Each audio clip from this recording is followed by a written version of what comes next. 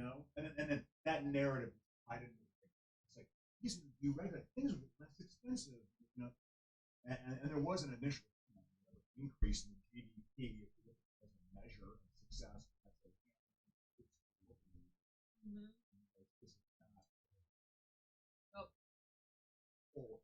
His election. I love how he's just his election. Well, again, he's Voldemort. President Voldemort. He's the second most important president. And he's not a good president. But it was a modernization. The image thing had always been there. He really polished it.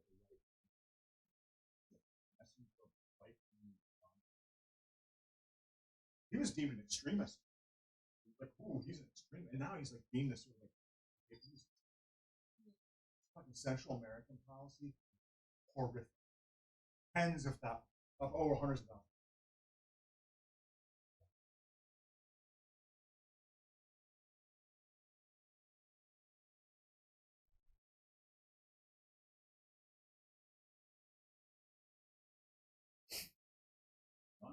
You ready to roll? I had a roommate.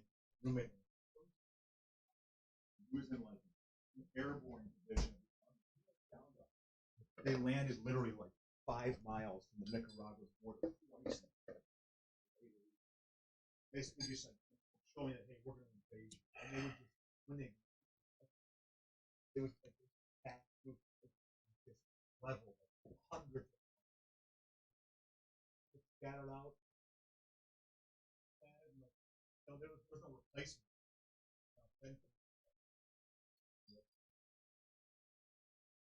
You big Mo.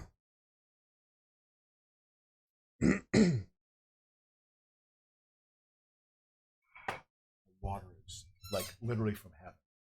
It is as if heaven came down and just said, "Here, Adam." I just love water. Love it. Yep. All right. So now, if we watch football, we're gonna get nicked, right? We just can't have the sound on. But again, if I push the guide, look at this cornucopia. Ooh, that's a good thing. That's a good thing. Keep that like that so I can. Montana and Eastern Michigan. I bet you that's kind of a sexy game in its own West Coast sort of way. I like this West Coast football. It's growing on me. I'm appreciating the spread more. Because I'm such a Big Ten, like, it's got to just be 3 yards and a cloud of dust. I personally still like that football, but there's more innovation goes on in the West. It always has been that way with football, which I respect about it. Deserves its respect. Oh, I thought you were calling my name. I thought you were longing for me. Yeah, exactly. All right. So are you you know the topics? You're good? We're ready to roll? What is it again? It's we're going to do Colin Cowherd, but at first we'll just ramble for 10 minutes. Yeah, Colin Cowherd, ESPN stuff. We got the Lucy show. I could flick through the news in general. We could do the Hallmark movie. We haven't done a Hallmark movie in a long time. I felt embarrassed I always thought we were pretty good at like predicting the plots. But Hallmark, they're a little quicker than I realized. Also, they're a little more complex. Before we go live, know that I've adjusted the compressor to where we can kind of talk at our you don't have to like, you know how you like to whisper? Yeah. It'll pick it up. I've set it to where when you whisper, it's going to be the same level. Okay. And if you feel like you have to scream, like just regular voices. But I like to whisper because it's dramatic when I whisper. Well, no, but now they can actually read it. Awesome. So here we go. I'm just kind of look at this Mexican. All right, I'm gonna set up to go live. Okay. Sure, man. Sure, dude. So we can watch sports, but no volume. Correct? Is that basically the? Yeah, I can control it from here too. And if you do, it's got to be for 2 seconds. Yep. Okay. And how do you go back on this again? Well, what's the? There's an exit button. It should be right next to the back. Yeah. All right, we're linked up here. Welcome a little bit to the pre-show. That's how I'm looking right now. I see guide info back. Back is it? Sorry, right? Back. Yeah. Gotta be it. Well, what the hell? Go back. Well, no. There's a but like in between the arrow, in between the volume, the channels. There's a back arrow. That's how you go back on the channel. Why? No, I want to just go back to the previous channel. That's what I'm saying. Yeah. So you see the thing where you can go up and down on the channel. Yeah. There's a line behind between those. You see that line, that arrow.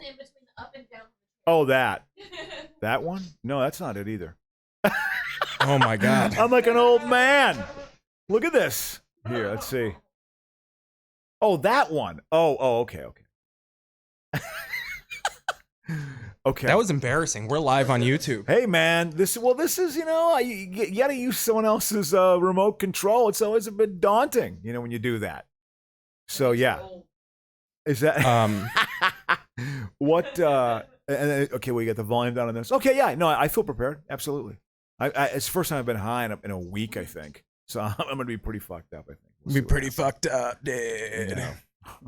So, are you ready to just get into it then? Fuck yeah, man. All right. Well, Stanford beat Oregon.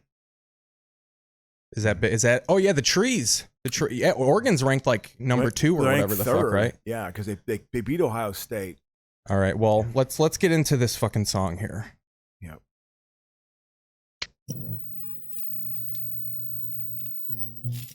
From Atlanta, Fulton County. We're storming the Capitol. It's a revolution. Purple color, I see. Then you maintain the status. December 7th, 19. I'm gonna question a psychopath.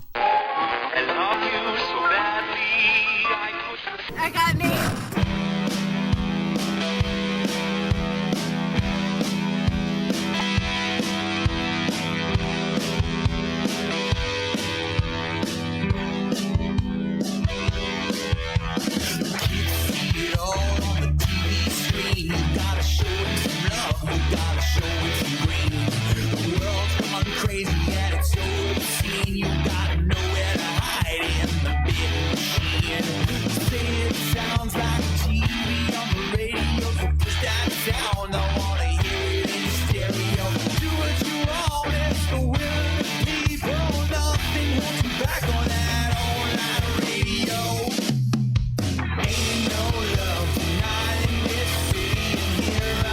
All right. Yeah, man. We're in. Yep. That didn't make you feel angry this week?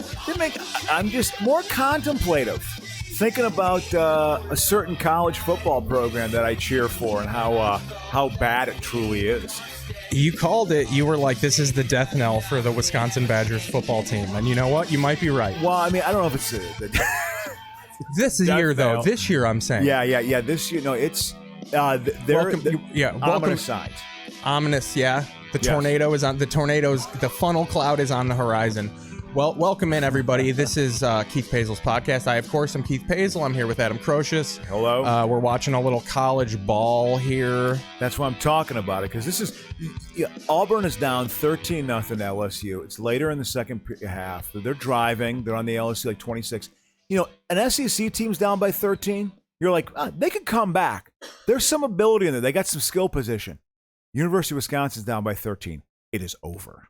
The game, when they're down by 7, it is over. They are not over and out. They are not a good team.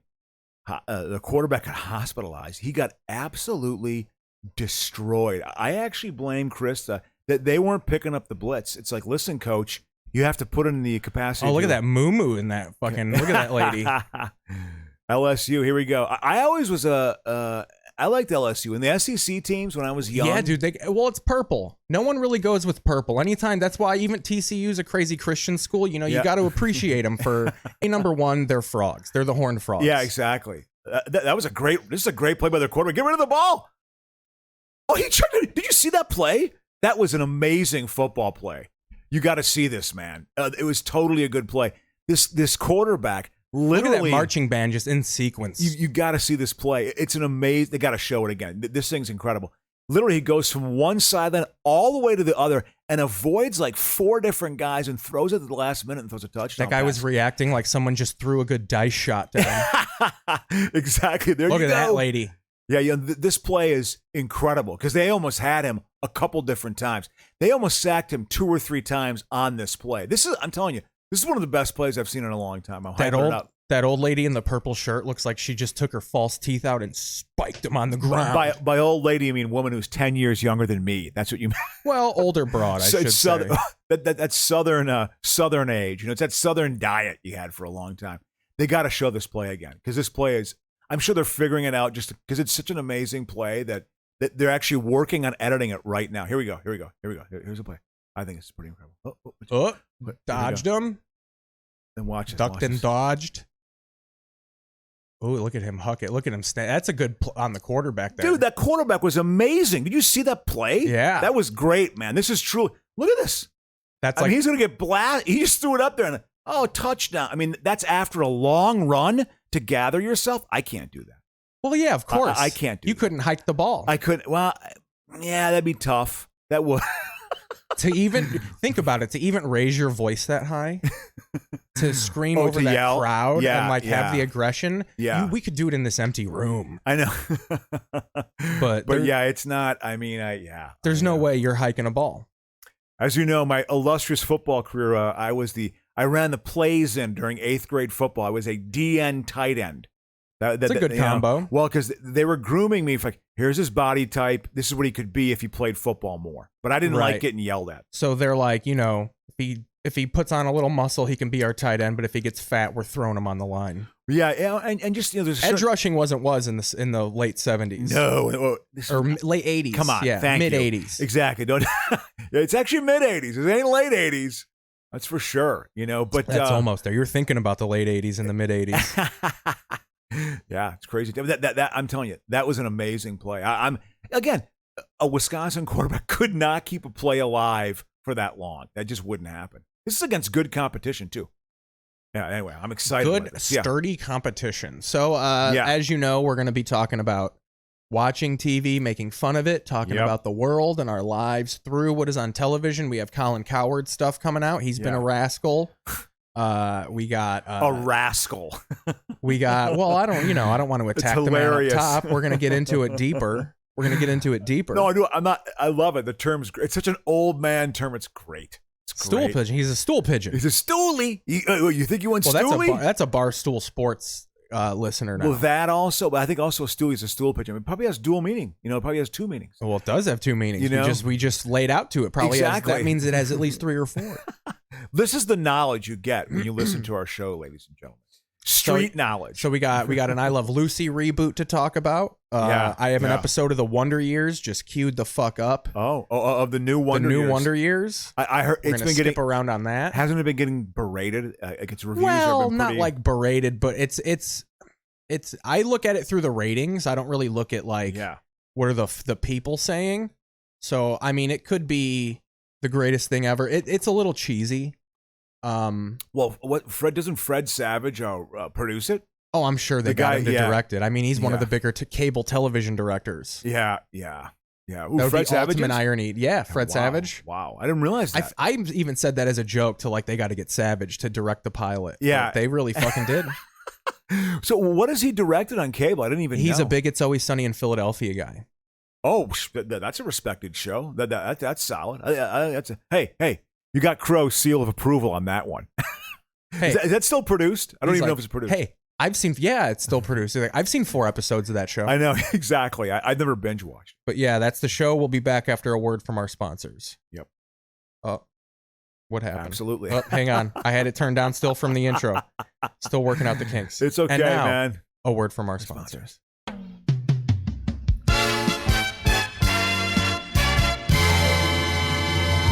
All right. We're back. Absolutely. So that's the show. Look at that tiger in the middle of the field. I know. The way it fades out. That's actually pretty fucking slick. Oh, yeah. No, yeah. LSU puts a good Bayou show on. It's Nolan. They know glitz. Is it Lafayette? How far is that from New Orleans? Well, it's in Baton Rouge, which is the capital, if I'm mistaken. And I think Baton Rouge is probably, it's about an hour. It's pretty close, hour and a half to 2 hours, I want to say, from New Orleans. I could be wrong on that. Maybe it's 3. But it is, it's definitely got that New Orleans influence. I think I think a lot of moneyed kids. I think some moneyed kids. I wonder about the history of LSU because I think Huey Long gave a lot of money to it to make it a more substantial university. So who does it actually Who the fuck appeal is to? Huey Long? Oh, Huey Long, dude. There's been a biopic about him starring Sean I only Penn. know Huey Lewis. No, Huey Long was a populist politician in the 30s that FDR was genuinely afraid of. He actually was concerned about him. He had a chance of maybe dethroning him, So, and he was very much like, the rich got to pay more in taxes. He was very much a kind of a progressive voice, if you want to use those terms. He didn't do race baiting. Like, he was literally one of the first gubernatorial candidates who wouldn't do race baiting.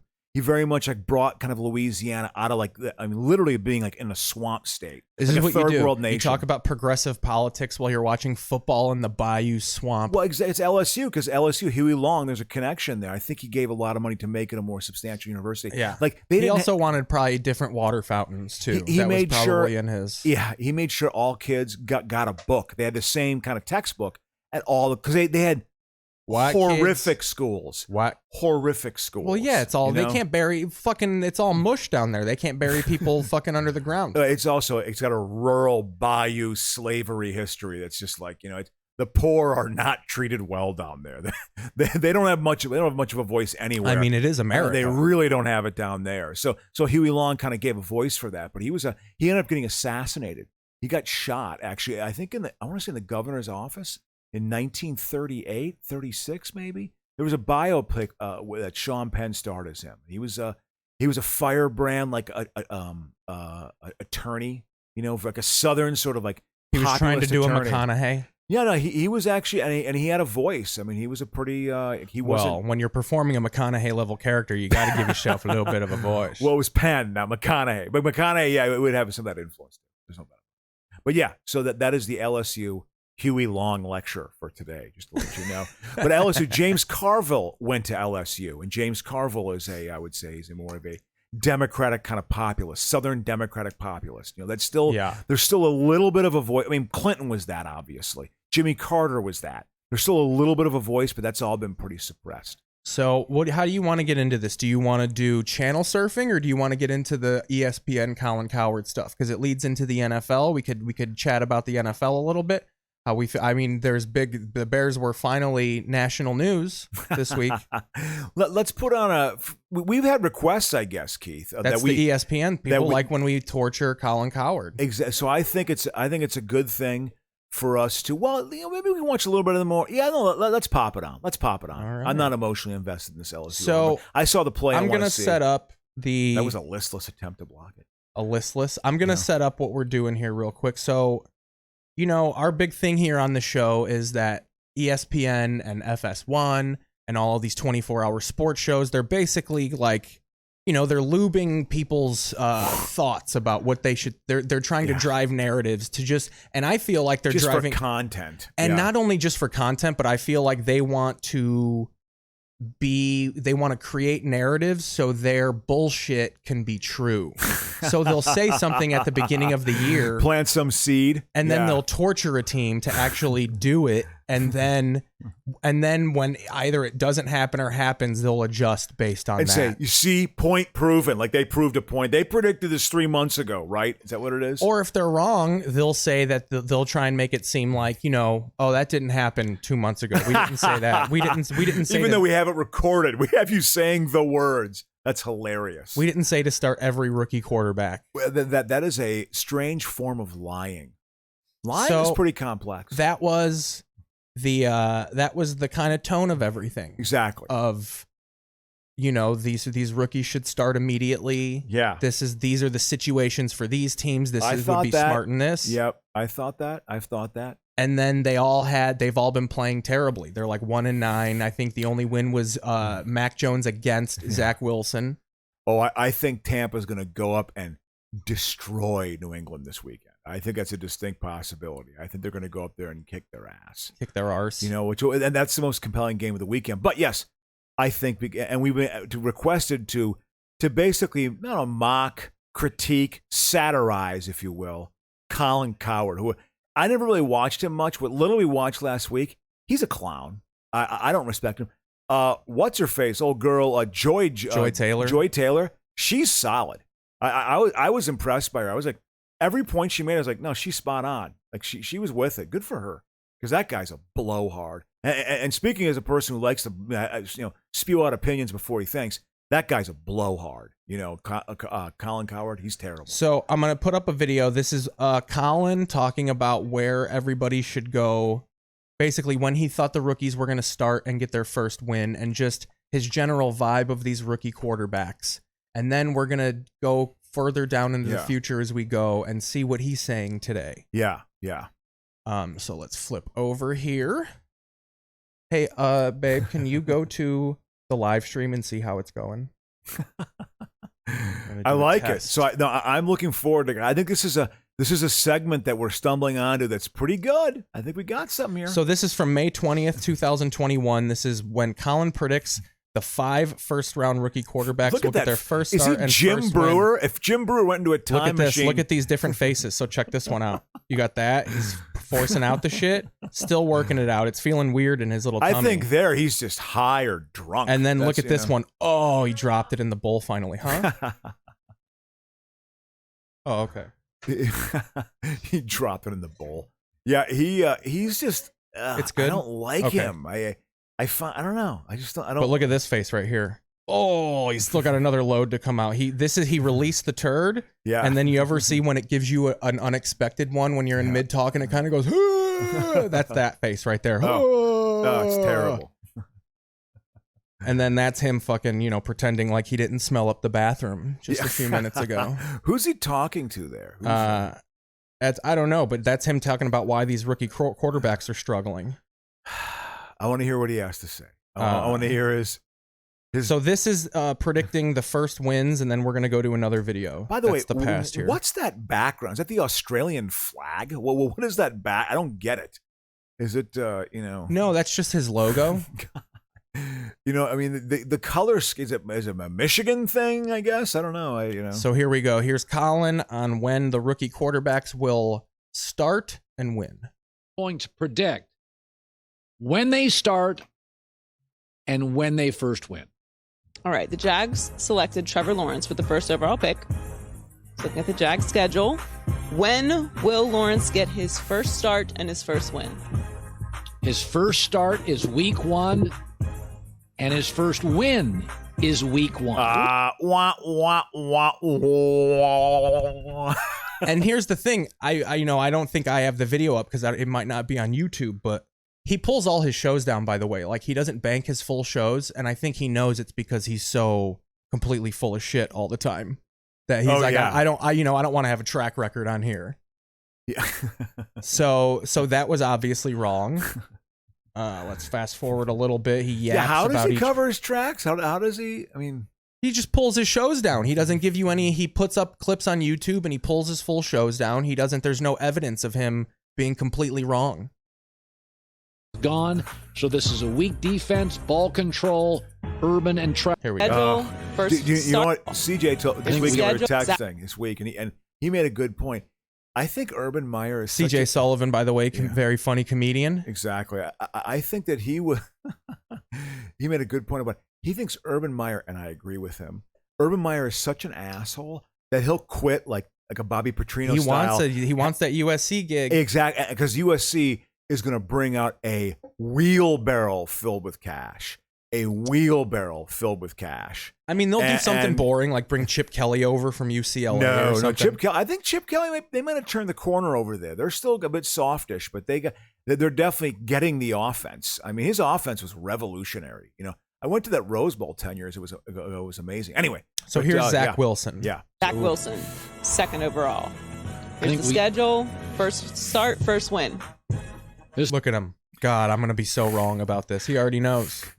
Look at that face. There's the inquisitiveness stepping up to the plate. Second overall. Here's the schedule: first start. Ugh, I can't believe I have a job. Start, first win. This is a lot to chew. So, start week 1. Right. Yeah, we did. I'm going to say their first win is week 5 against Atlanta. They start 0-4. I mean, are they 0-4? Yes, he's actually, yeah. Okay. Yeah. They're 0-4. So that could be on track. Yeah, absolutely. Let's give Colin credit where it's due. Yeah. I think they're 0-4. They are. he's been People pretty also bad. like my Colin Cowherd impression. I mean, this so much. I like what he does. He'll try and be deep. Like he'll try and incorporate personal shit about the players. Like he did one. There's a new video I have pulled up when we get further down in the segment about how he saw some poor. He likened someone getting drafted by a bad team to like when he sees a poor child who just has no hope. He tries to pull these real life situations to make himself a real broadcaster and not just a sports blowhard. Yeah, I was going to say, he even Jay Glazer, who is not known necessarily as Mr. Integrity, he at least has access to players.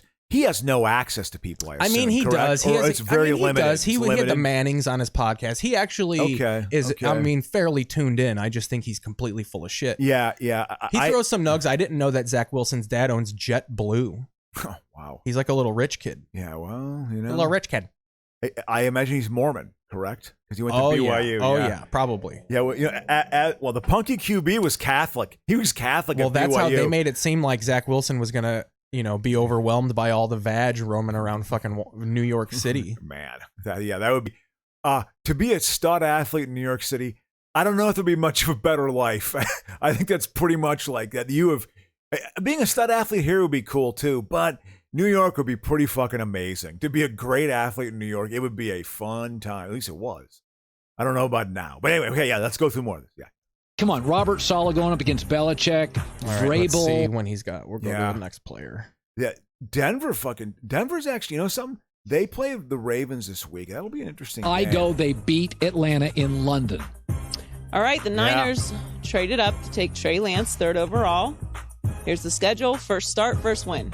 Now, I think Trey Lance is going to be in some of the playbook week 1. He's right. You don't move up number 3 pick unless you feel you got a dynamic difference maker. And this kind of offensive line and running game, you could win early. Even Trey Lance or Mac Jones both would have won early. I'm going to go starts week 8 at Chicago and wins week 8 at Chicago.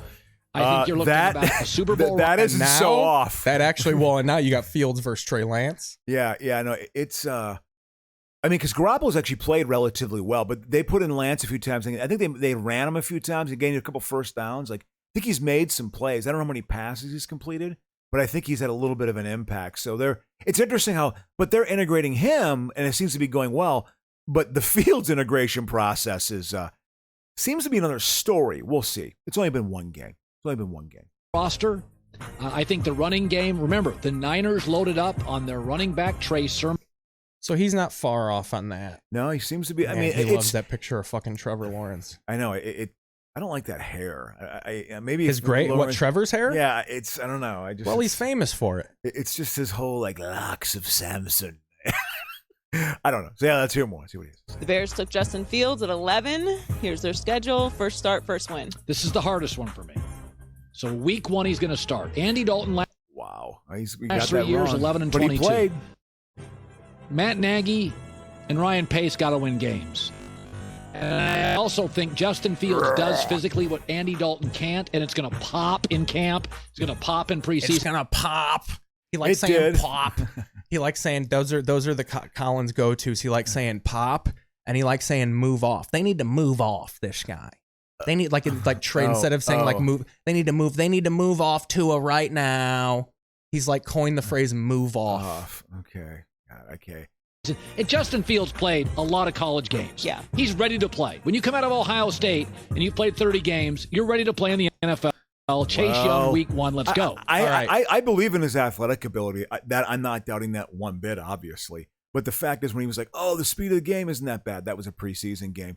It's now the real game, and their offensive line is a real problem. So now we'll go to a different shit that he's taken. Okay. So some of those he was off on a couple, but one he might land that Trey Lance one against the Bears, because that's only 3 weeks away, I think, right? Or 4 weeks away. So here we go. So this is him. Let's go into the same time. He's I don't know. Yeah.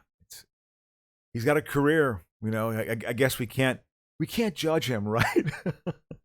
He's doing something and making money, and he's successful, right? There is one that is not. Trey Lance. And he's the only... Oh, wait. Hold on.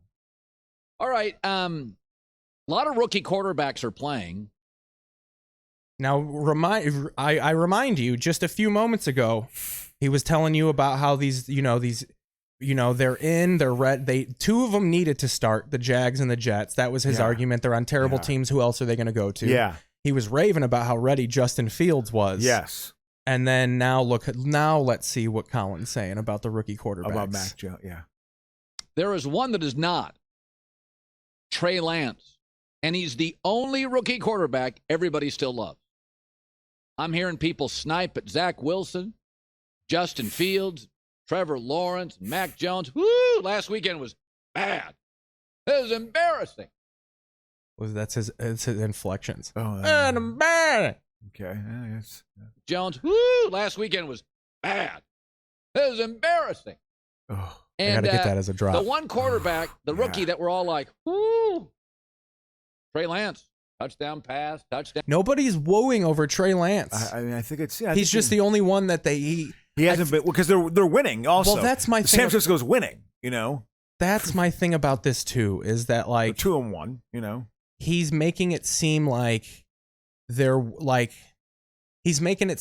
winning because like they haven't played Trey Lance, or like they don't need to play Trey Lance. Like he's making it seem like they're getting it so right and everybody else is getting it so wrong. Yeah. And it's like, no, everybody went with their plan. Yeah. And certain things are happening. Yeah. And the 49ers are the only team out of the 5 that just are playing well. Yeah. Yeah. So it has nothing to do with the readiness of the quarterbacks. Every rookie is as ready as another rookie.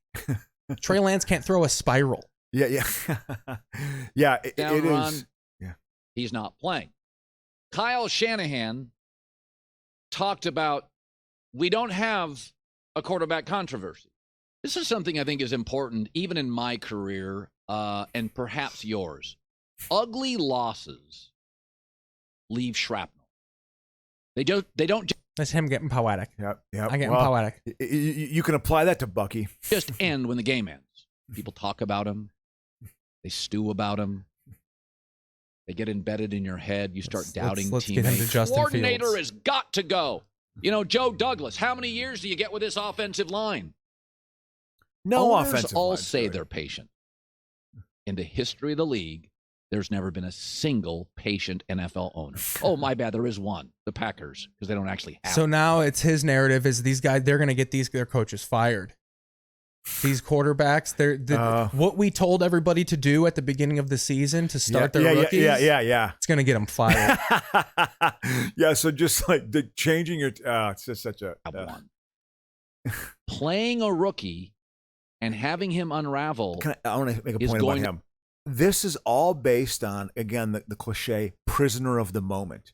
You are just caught up in the moment that just happened, and that is having too much of a distorting view, I think, on his perception of things. That's my judgment. To create chaos. What I watch, and I haven't seen him because an impatient billionaire upstairs is going to get bad press about that baby he owns, and he's going to question.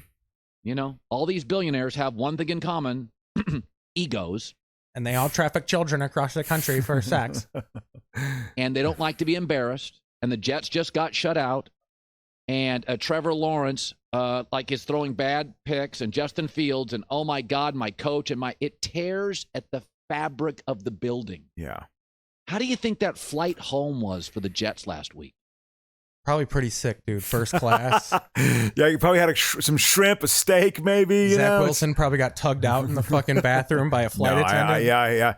I tell you, honestly, when you're losing and you're flying back, a lot of football players say it's not a fun trip back. When you're flying back home after a loss, it's depressing on the plane.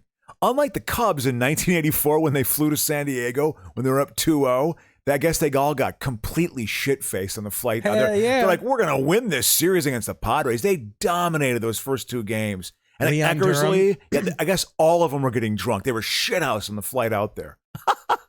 Like, it's a party, fellas. We're going to finish this off. And it was like, that was a very dramatic series. There was a lot of very dramatic moments. Steve Garvey had a walk-off home run off Lee Smith in game 4 of that. And they were down. And he hit a 3-run homer, and they won by 2 runs, I believe. And it was like a very dramatic, and it was 2 outs also. So the Cubs at game 4, they should have won. In Game 5, they should have won too. But anyway. Larry Boa trying to ride the plane like fucking Slim Pickens and fucking Dr. Strangelove. Yeah. Larry Boa was a banty rooster. He's just a banty rooster. Is that actually what they called him? No. I don't know what his nickname was. I guess he's just a complete dick. Very much a dick as a baseball player. Didn't like Sean Dunston was the first overall pick, I think, of the 83 draft. And he was in spring training in 84 because he was the number 1 overall pick. He's a great athlete. And Boa, I guess, was just a real jerk to Sean Dunston. Wouldn't talk to him, wouldn't acknowledge him. It was a real, like, just kind of a hard, hey, he's not going to take my job. And that's a good thing. We're going to toughen up Sean Dunston by old baseball assholism. Ron Say. They had a bunch of old farts in that team. But they were good because Sandberg came into his own. He was the MVP that year. Chicago fell in love with Rhino. Yeah. So yeah, it's prisoner of the moment. So let's go back again. Yeah. So that was what he's saying now about this is a disaster. Coaches are getting fired. Only the 49ers are getting this right. Now let's see what he said about which quarterbacks are set up for the most success. This is going back in time again. Gone by Thanksgiving. Total hot seat.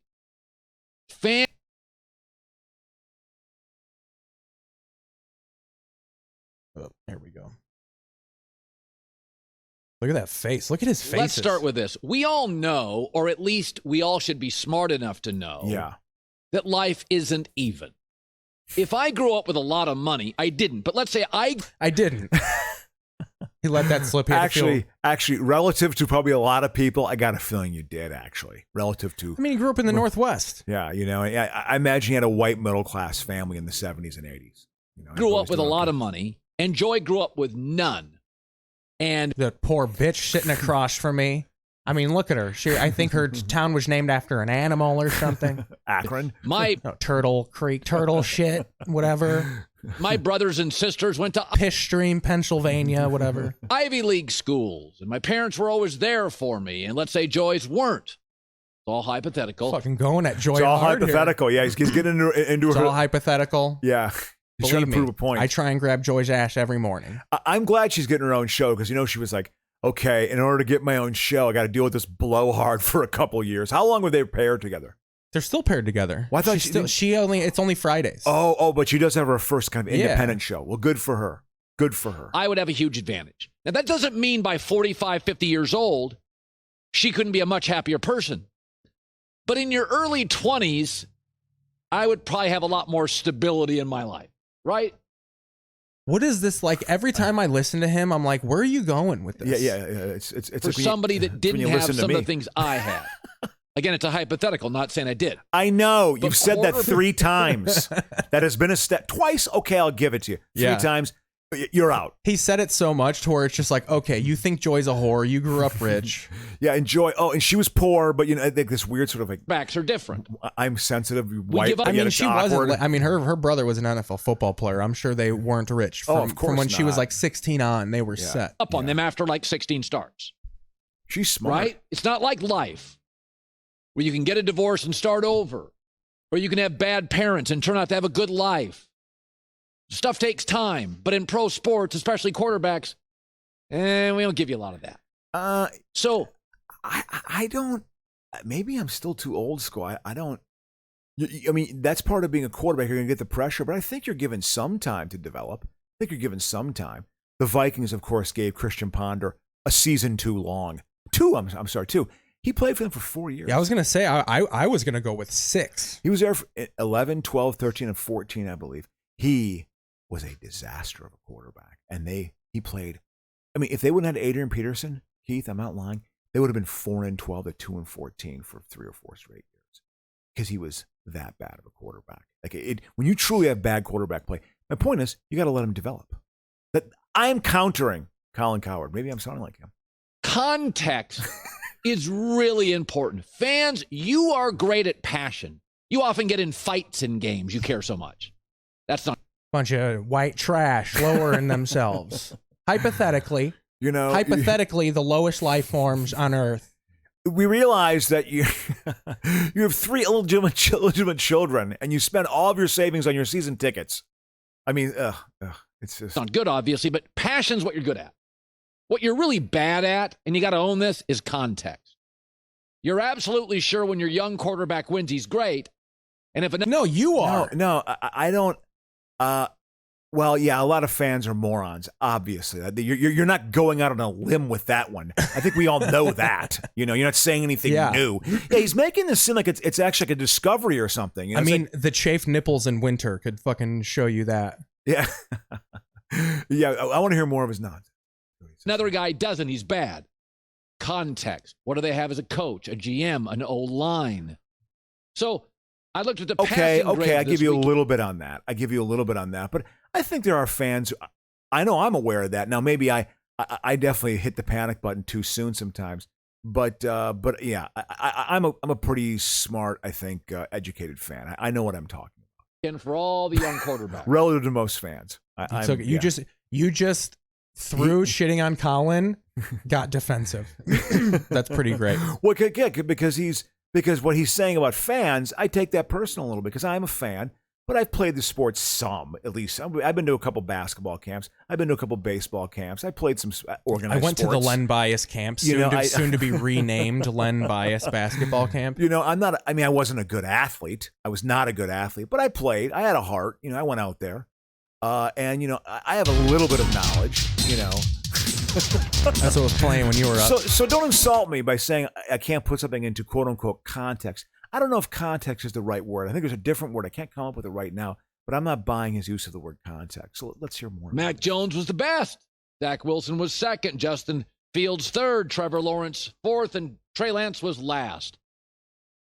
Now, let me start with this. All the young quarterbacks, all the rookies showed glimpses of what they truly are. Mac Jones on Thursday gets rid of the ball fast, comfortable, who I've been critical of. Yeah. We all told you he had a good arm, moves well, snaps up. Oh, that's what we saw. I watched a little bit of the first half of that Jags Bungles game, and the Jags are up 14-0, but went for it on fourth down with like 30 seconds left in the first half, and they got stopped. Lawrence does. I was like, Lawrence looks okay. Lawrence looks okay from what I saw. Dude, that's someone. Okay. That's the face he makes. He bends over and his wife finds out that he's been wearing her underwear. Honey? Oh. She gives him a big super wedgie. By the way, Zach Wilson, who I've been critical of, we all told you he had a good arm, moves well, a little bit of an Aaron Rodgers comp. We saw some of that. Everybody gave you glimpses of what was advertised. Yeah. But think of this.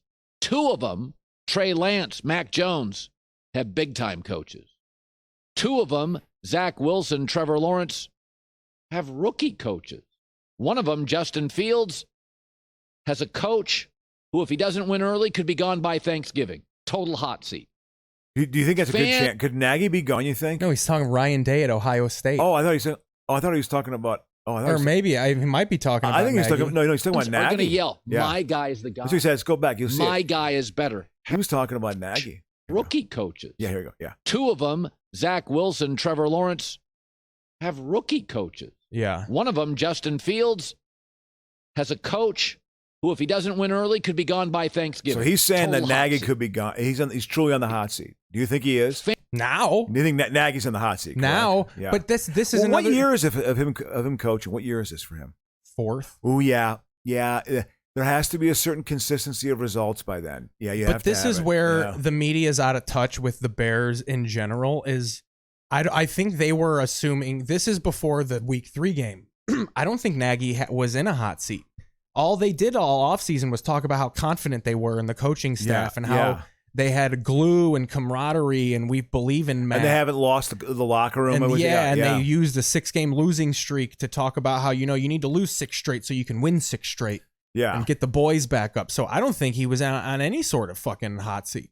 Yeah, because okay, interesting. Fans are going to yell, my guy's the guy. Josh Rosen didn't. Now, we think Mahomes is better than Josh Rosen, but do you think Josh Allen or He Lamar loves Jackson Mac would Jones. He still is creaming about Mac Jones. be this successful? And Here we they go. ended up. What's he got to work with? Understand what's going on in Chicago? He's got one elite wide receiver, Allen Robinson. What if he twists an ankle? What's he got to work with? Didn't he get? He's got one. Didn't he get hurt this last week, Allen Robinson? No. Oh, I don't think so. Okay. Yeah, okay. Or maybe, as opposed to injured. Running back I like. David Montgomery. He's hurt now. Offensive line, They are making it up as they go. As most teams are. Has to play Justin Fields, right? The fans want it. The media want it. The people want it. The players want it. Has to start Justin Fields. Yeah, I tell you what, I'll say this, and you know me. If there's one position that I've bitched about of the Minnesota Vikings, what position is that, Keith? Quarterback. Well, yeah, but no, it's also offensive line. Their offensive line has been terrible. I have to admit, the last 2 weeks, it's just 2 weeks. It's actually played very well.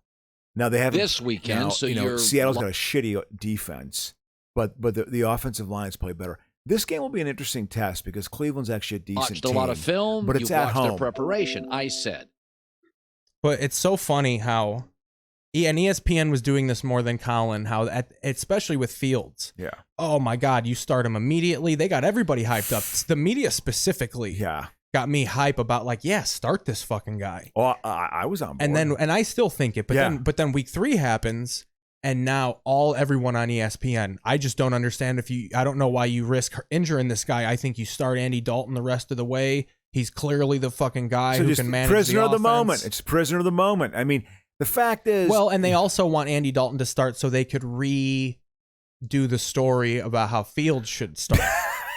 So then 3 weeks from now, we'll talk about why isn't Fields playing? Remember the game against Cleveland? Well, yeah, but Dalton, because when they're 1-5 or whatever. It's like Truman Show, but with sports. Yeah, it's just, I know, it is the same rehash story. The fact is, you're going to take lumps. I think, what do I think? As I speak about my experience, I mean, their offensive line is bad. Maybe they got to mix up. I kind of like if you can do that kind of platoon system where put him in certain situations. He had some success against the Rams doing that.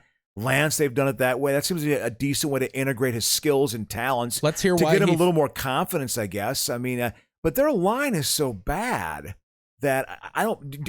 What do you think as a Bears fan watching? What do you place the blame on? I'm curious. For this game. 70% coaching and 30% just the players. What about the coaching? Is it the motivation? Uncreative play calling and stubborn play calling. Yeah. You have one of the best defensive lines in football. Yeah. And you're putting only your offensive line to guard. They didn't put only 3 times they put tight ends on the corner. To chip Garrett. Yeah. Yeah. They didn't do that at all. I don't get that. You got to do that. If you're not stopping him, you got to adjust on the fly. I know a certain college football team who doesn't do that either, and they're called the University of Wisconsin Badgers. So anyway, there's some in-game adjustments that I think you have to sort of be decent at. I don't know. And he doesn't do that, and he doesn't adjust to the talent he has on the field. He expects the players to just let you do what I do. That is a classic coaching thing that I don't understand. And even the Browns were like, we thought they were going to roll Field. We were preparing for Fields to be on the move. And then when we realized that they weren't going to do that, we just teed off basically. Like they basically said it was easy after the 3rd series because we figured out that they're just going to do the same thing every time they come out. Yeah. Yeah. And that's the opposition. And then you have people on the teams on the Bears retweeting the offensive stats. They had 1.1 offensive yards per attempt. 47 total net yards because of all the sacks. Yeah. Oh, yeah. I mean, it was gruesome. There's no doubt about it. It was a bad loss. But then it's weird how I feel like they call Dan Orlovsky's calling for Matt Nagy's head. But then the next day they're pulling back and being like, well, we looked at the tape and Justin Fields could have got the ball out quicker for it. It's almost like the NFL calls them up and chastises them. Yeah. For you got to tone it down a bit or whatever. Or just, hey, let's chill out a little bit of this. Yeah. I think that, I don't know. I mean, there are times when your team isn't that, and whatever. Maybe the Bears can develop. It can happen. Remember 2 years ago, the Dolphins were just absolutely one of the worst teams in NFL history for the first half of the season. They lost 56-10 to Baltimore to open the season. Oh, yeah. And that was 2 years ago. Well, they're a competitive team now. Fortunes can change, but when I look at the Bears, God, it's just, they don't have much, and I think it's going to be a struggle all year. There are some ominous signs. Look at Eric Mangini's teeth right here. God, he looks bizarre. He looks fucking insane. What, is he a hitman or something? What's he doing? Is he a consultant for some? He does this shit. He's a talking head. He's a Fox Sports NFL analyst. Wow. Yeah. No one went for him. No one went for after he left the Jets. You didn't hear about his name being thrown in for. Hey, he might be the Bears coach. I mean, when was the last time he actually coached? Got a check from coaching. I think that 06 or whatever Jets team. Jesus, like when Rex Ryan replaced him. He's got to be around somewhere after that. First That's of all, crazy. Gut feeling. How's the game turn out? What does the game look like to you this weekend? I just wanted to look at his teeth. This really has nothing to do. Oh, yes, watch it. My initial reaction is that Those are fake, right? Those are false teeth. Let me see. Tom should be able to have his way with the defense, and It's like he's trying to keep them in. I want to know what happened to Eric Mangini's mouth. Was he in prison and like he gets beat up? He got to get blowjobs now. Like, oh, I got to get fake teeth. Did the GM of the Jets, Mike Tannenbaum, pop him in the mouth? Did he slug him one? Yeah, let's see what he has. with the I mean, it's all because, and that's the thing too, because Mac Jones is the only rookie that's like not sucking ass. Yeah, that's all they talk about now. Like it was Trevor Lawrence and Justin Fields out the fucking ass. And then now that they're not playing well, it's all Mac Jones. Although Jones is he's good, but there's been it's been shaky. You know, whatever. I mean, you know, it's the hardest position in sports. It's hard. You know. So I want to see more Mangini. I want to hear what he has to say. Oh, it's okay. He's not saying anything. I just wanted to make fun of his teeth. Okay. It's not. It has nothing to do.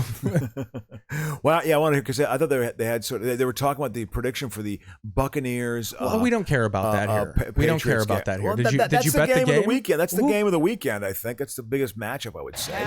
Brady's going back. That's what people are going to watch. Here we go. We got Greg McElroy. Oh, former Alabama quarterback. Oh, dude, I'm sure that's how these fucking networks fill their ranks. They just get whatever athlete's not completely dumb. They just throw them in front of a camera. Hey man, I'm good for him. Good for me. He was a quarterback at Alabama. There's a certain intelligence there, I'm sure. I know the ABCs, and I've never raped a woman. Let me work for your television network. God, look at that record. Man, they're good. LSU was a program. Ed Orangeman, head coach of fucking of LSU. Yeah. They're good, man. I mean, they're a program. Joe Burrow made them good. Oh, but then they've been good for years, man. They've been good. They were the only team that rivaled Alabama. Like they could pluck off Alabama like once every 3 years, once every 4 years. You know, but when they get up for Alabama and they beat them every once in a while. They beat them in Tuscaloosa. It's like a Colin Cowherd. They get up, move off Alabama. They get up for. So do you want to flick around or do you want to just watch the LSU Tigers? What a boring game. Third quarter, 13-10. Oh no, dude, this shit makes me want. It's like watching paint dry. Oh my God, Keith! Throw a goddamn touchdown. You know, all the times you go up a notch and go up a notch, you just went down a notch. You like when it's 13-10? Yes, because every possession matters. Every play matters. Every possession does matter. That's why you don't just run the ball for 2 yards every time. It is, but because if you're running the ball for 2 yards, maybe be like, hey. It's not working. Let's throw it more than 2 yards for this next play. If you can do that, man. I don't know if it's not that either. It is. There's quality defense being played too, and it's not just dramatic hits. It's like positioning well, and guys aren't open downfield. But you know, you got to have it. Here's the thing, though. I don't enjoy watching people get CTE. So anytime there's a defensive game, that's true. It makes me nauseous to watch. Like, oh, they're really cracking people out there. Like, yeah, who wants to watch that? Yeah, that's actually that's the violent thing. I want to see where is our fine Hallmark tradition. It's 168. Okay, thank you so much. I will do that. And then to keep the screen on, if you just double tap the middle button in the enter or whatever. Look at fucking. We got to go back a little. Oh man, this is E. It's a go up with the arrow. Okay, sure. I think it's 1 or 2 up above this. They're Back to the Future out there. No, you can't go with the arrows because you have to do it double. Like hit double and then go once you double tap that guide. Yeah, exactly. God, I remember seeing that in the theater. Oh, yes, it's me. Boy, maybe it was a mistake giving you the remote, huh? Well, you know, we'll figure it out. I want to see the again where there's got to be an 8 o'clock Hallmark movie. I'm sure there's got to be. So I mean, Crow, the whole it's right there. The whole channel's movies. Oh shit, we saw it. I saw it. A young woman. And we're bad at it anyway. I know. A young woman and a maple farmer uncovered the secret behind their inheritance of a candy shop. See, this is why Crow. This is why you can't have that guide up. I'm gonna show you. See that? Then you know the 4 arrows on the control. Yeah. That and that button in the middle. If you just double tap that, it'll pull up a small menu. Okay. And then you could just arrow through that. Double tap. Oh yeah. Where's okay? Right here. And then and then just with the arrows, just go up and down. and then you could keep it on. We're going to listen to. Screamed at the top of our lungs. Luckily, we scared him away. You think they're really outside? Oh, yeah, they're outside somewhere. Really I mean, they're in like next to a parking lot in Burbank right now that's been made up. She did, you know. Yeah. Well, they kind of go all over the place. It is valley centric, but it isn't just bird. They go where they need to go. Yeah, they do make out. They still have to have probably a fight at some point. This is very bright. Again, if I were transported into this world, I said this before. If I were transported into this world, I would have a migraine headache within 5 minutes because my optic nerve would be burnt from actually just the color. I mean, it is so bright. Everything is so crisp and clean. Germs don't exist. Problems don't exist in your life. Watch them project into this Hallmark. You know, it's aggressive in its cleanliness and its squareness. I don't like it. I mean, that's why you hate it is why people who fold laundry all day love it. You know, and I get it. You can tune it in, tune out, I guess. But God, it's just like, don't you want? I kind of want to be, you know, offended in a certain way. I don't want it to be so good. Oh no! What bothers me too is I think a lot of people want it this way, right? Yeah, they want life this. It's not this way. It's not normal to want to be sad when you watch things. Well, I don't want to be sad. I want to get worked or feel up. anything. No one. What do you want to? I want to feel emotions. That's why you watch it. You could just do that in your life. Well, exactly. I have that in my life too. But they want to a break from their life. There's too much. Yeah, you're right. That's a good point. Maybe their lives are more complex. You know. And that's the reason why they like this. Well, most people's lives aren't complex. Yeah, that's another thing too about what how TV distorts you. Yeah. Is you start thinking that like the coolest people are all like characters on The Wire. Like most people are just shit kickers. Yeah. Even if they're nice. Yeah. There's no layers to them. Yeah. They like to go out to this restaurant on Thursdays. Yeah. Yeah. They but that's why they like shit like The Wire because they know like. We don't like those people don't exist. This is great of how they illustrate. It's TV's all about illustrating your thoughts. Yeah. Because nobody's smart enough to really illustrate their thoughts. That's why entertainers are special because you can take your thoughts and replicate them verbally. Yeah. 90% of people can't do that. Yeah. Yeah. So that's why people like this shit because this is relatable. This is relatable to most people. Oh.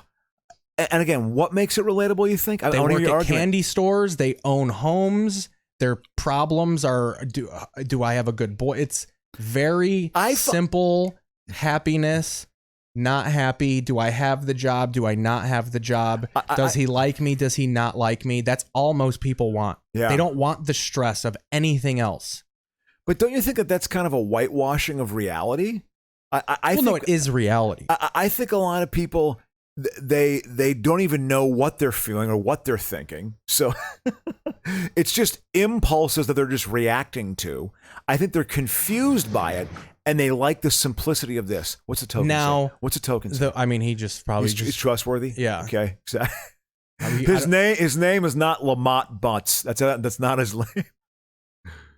So, but really, and where the Hallmark kind of whitewashes it is kinda. Well, where they do, you're making a convincing case, though, Keith. Well, where they do, it's point counterpoint, but you're doing well. Where they do whitewash it though is just the basic environment. Like, there's no crime. There's no like nobody's. There's not even a piece of trash on the ground. You know, I mean, it's so beyond idyllic and just reaching lame expectations. This is how it should be. I'm gonna have to change my compressor. You're fucking blowing out my compressor. You're getting so angry. Well, I just don't like this. Because I think you make a strong argument as to why this has an appeal and who it appeals to. But I think it it's obviously not my cup of tea. Okay, obviously I'm getting in the way of trying to take myself out of my own point of view and put it into someone else's shoes. About your point about most people's lives are kind of simple. They're rubish. They make kind of simple choices. Rubish. You know, just, well, this is what it is. It's not like hee-haw. I think people have a little more dimension than that. You know, and I think that... I mean, you just call them rubes. Well, I mean... For not wanting to be in Pulp Fiction. But I mean, like, just the whole, like, you know, it's just so square. everywhere. It just it's nothing. There is nothing punk rock in a Hallmark movie. There's not one thing punk rock in a Hallmark movie, and that that annoys me. That's not what the network is for, though. I know you're right. It's the Hallmark Channel. I mean, you're right. You're right. I feel like we can't do this segment anymore. This is an easy topic. I feel like you don't get what this channel is. I don't, because it is just so foreign to my sensibilities of what they are, and what I want from entertainment. It annoys me. It just really gets under my skin. I'm also going to need you to pull that mic lower and in more. Yeah, I understand. Sure, no problem. Yeah, we got it. But it just let's go through a few more. Let's go through some more channels, okay? Oh, oops! I didn't want to change to that. Monsters Inc. That actually looks like kind of a good movie. You love this guide. You love this version of the guide. Here we go. So I move it just by the arrows, right? But how do I move it by a series of threes? By threes? Or you can't move it by threes. Oh, okay. You see, that's not a bad. Yeah. Who killed the co-ed? Ba-da-ba-ba-ba. So yeah, I'm just figuring out what else. That's what you want Hallmark movies to be about. No, well, I don't mind some of those, Even the mystery ones, there's no actual like death. Like a lady will die of a heart attack and they'll find like in Hallmark a map or something like that. Like that's because they have a murders and mysteries Hallmark. Oh, they do? Yeah. But they never show like the actual death. It's like post-death. Oh yeah, it's post. Someone will inherit a house and there'll be a ghost or some shit. Aunt Betty, she left me $2 million. What a white problem to have, and now everyone's coming at me. They want some of the money. How do I handle it? That sounds like that might be that's like late night. That's cutting edge Hallmark, what I just did, right? Yeah, the voice too. That's how they do it. Well, it's so okay. Here's your time. Yeah, this was an MTV. This was we cannot play the sound on this. Okay, yeah, at all. You can keep it on. We just can't. Oops, sorry about this. You love the guide. Yeah, I remember Cyndi Lauper at one time was in the same scale. Susanna Hoffs was attracted to Can I say something? Yeah. I think Cyndi Lauper is so annoying. Oh, yeah.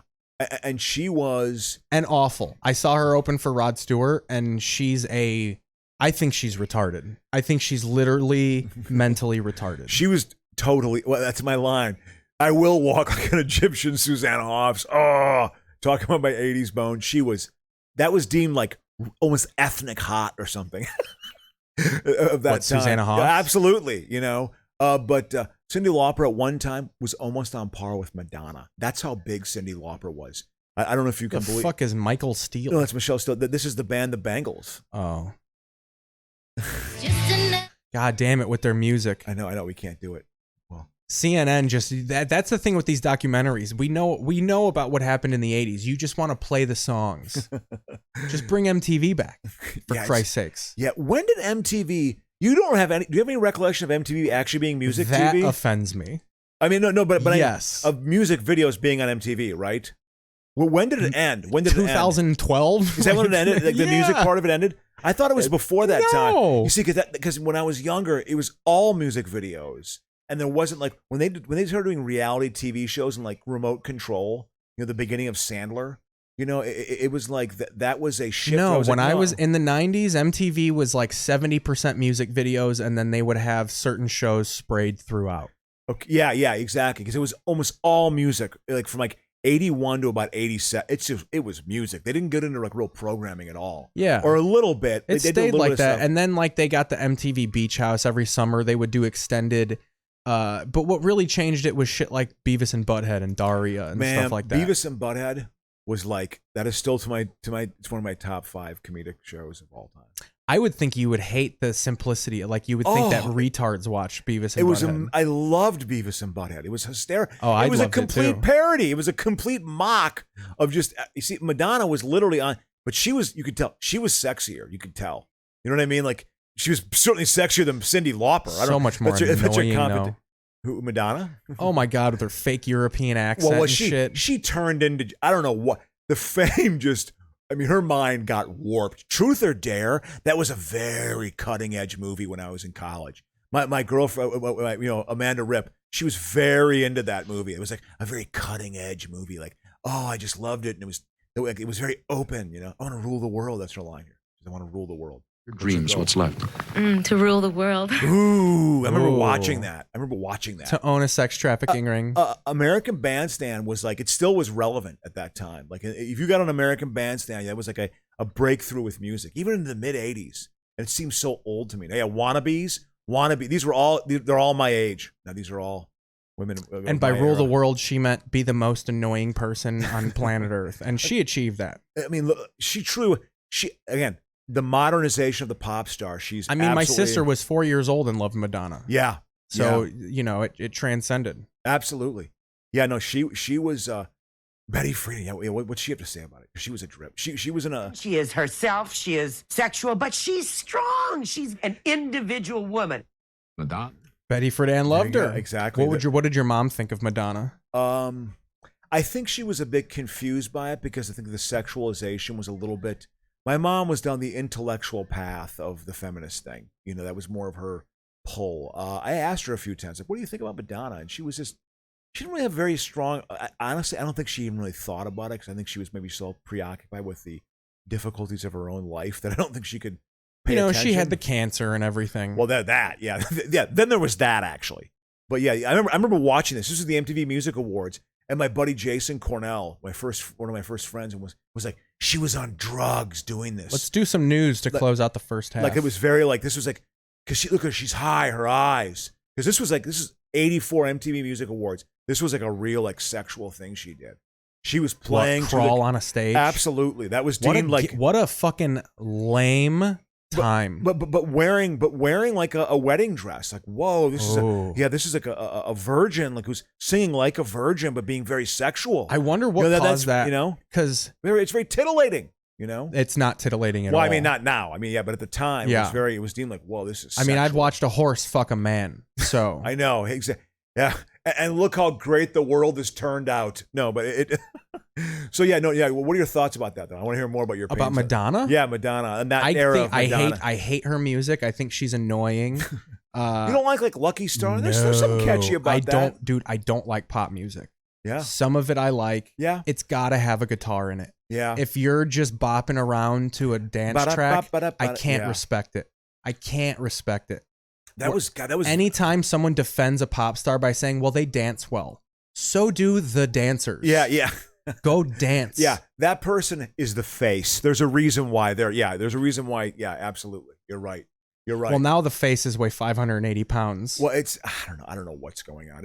It's trying to figure out some voice, and it's fractured like the entire country. I can't. Some pot like Lizzo, I do like. I think she is gonna fucking Dom DeLuise out in 10 years, but I do love her. Because she plays the flute. She throws a little spicy shit into it, but like. I don't like Ariana Grande. All she does is falsetto for 18 songs on an album. Yeah. I don't even really know modern music. I literally don't even know If you can't pick out lyrics, I'm done. Yeah. Like if it's just you, like even when there are lyrics, you're like, wait, what the fuck are they saying? Why are they saying it so fast? Why does it sound like it's being read by a computer? You went down a notch earlier. You just went up a notch, Keith. You went up a notch. Like, I even think Radiohead's annoying. That's the most electronic I can handle. Yeah. Because at least they're making it. Yeah. I respect the people who make Billie Eilish's music more than Billie Eilish herself. Yeah. All she does is go into a house in Studio City and do this into a microphone. I talk quick like this. Hey, I fuck my friends' dads. Yeah. And then they make it cool with like filters and beats. Yeah. She does nothing. Yeah. No, you're absolutely right. Well, isn't there an industry? I mean, the writing of their own music too. I mean, they have a team of like. There's basically hundreds of people out here who just write the music, and then they're okay, also here they are for you. Born of millionaires, so Billie Eilish has the time to lounge around the house and scrabble phrases that she could mumble into a microphone. Wow. Yeah, it's pretty. I don't quite get her. I mean, I don't know. Whatever. Maybe I'm just old. I just don't. Ooh, Forensics Files. That's always a nail biter. We're at $1.07 streaming. Do you want to? Watch a little bit? The Johnson's home was evidence more valuable than. I like the idea that they do this, but it's never evidence. Inside the trash can was an unopened McDonald's Big Mac, and we split it 3 ways. And we were hungry. I'm going big now. I'm gonna go big. Hold on, I'll go. Lectures in history. Hold on. I'm gonna go back. Look at that guy's hair. A complicated way, but it was not as They're still going Zoom, huh? Wow. It's again okay. That's gonna be a sign of quality now when people are still Zooming stuff. Yeah. Because I feel like people found out that you can do Zoom with no financing, but to have a studio and fly people out, then you need a budget. There were a lot of these channels that like basically built their shit on Zoom. Like, oh, we can just have any fucking Yahoo Skype in with his weird fucking oily hair. Yeah, it's true. Strong is made using an energy. I want to get down. So again, what are the ESPN channels? 300? Yeah, they start at the 300. The 300 level. It's all live football. I mean, we're gonna have Scott Van Pelt when we come back from break. Here we go. Some SVP. Here's this boring game that's going to go down to the wire. 16-10. Oh my God, Crow! They scored 3 more points. It makes it. Oh, it's got to be again. It's also the type of 3. If they're moving the ball up and down the field and then getting some 3 and outs, but I have a feeling it's this midfield bullshit. No, of just no. It's good athletes and evenly matched. Here's programs. the test. Can they get this 4th and 1? It's just right there. Yeah, it's but they went for it, didn't they? They had the nuts to do it. Yeah, that actually is an exciting moment to actually do out. that, to make that decision to actually go for it in a tight game, and they're actually in their territory. Here's what annoys me about that, they're though. Trying to make their drive run go. They go went longer. for it, but what if they just get in 2 seconds? It's going to be 3rd and 18 again. Well, I don't know about that. They're moving downfield. I They're like at the 23-yard line. They've been able to move the ball. I don't need you to zip throw every time. Yeah, but if you do 10 plays and you see that like, well, we're only getting 3 or 4 at a time here. Yeah. Throw one 30 yards just to change the game up a little bit. He slipped. Yeah. Well, you can do that, but the fact is, you may not have guys that can get open. At some point, you do have to realize, though, guys are getting covered downfield, and they can't do it. And that's a difference of the modern athlete, is the modern athlete knows that people are watching. And they want to, like, ball out for the people watching. I guarantee you, both offenses are furious that they haven't scored 30 points. They're probably out there being like, we're playing like fucking 1990s fucking mid-carders here. You're playing good teams with equal athletic ability who can tackle you and chase you down. Therefore, you can't just dominate them. So I mean that to me is they're actually playing some scheme here, and this matters. Penalties. Every play matters, Are they going to shoot themselves in the foot? There's a certain drama. I mean, some of these players are probably going to go to a club later and shoot themselves in the foot. So. I don't know.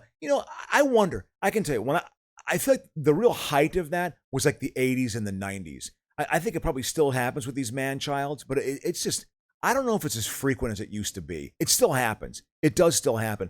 But getting shot at the club, doesn't it seem like that's kind of like 10, 12, 15 years ago, more so? Yeah. A little bit. I mean, not now it's about getting shot at the school. You know what I'm saying? Yeah. I mean, I don't know. I don't know the point I'm trying to make. People get shot. That's the point I'm trying to make. Holy shit, the Diamondbacks roughed the Rockies up. Got some meaningless baseball happening. Yeah, exactly. So now we will do this. You see? It's back. And that's why things are the way they are. There was a protest in California today. Yeah. For the abortion laws in Texas.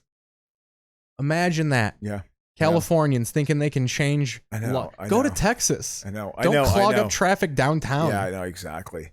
I heard the numbers are, too, that the majority of people in Texas actually support abortion or some abortion rights. They don't support this law. And that just shows how warped the political system is and how it is still, the original sin still rears its head, and it is ugly and it is disgusting, and it bothers me that it still exists. If I saw one of those, back to that point, though, but someone you really hated. This happened one time. I couldn't stand Karl Rove.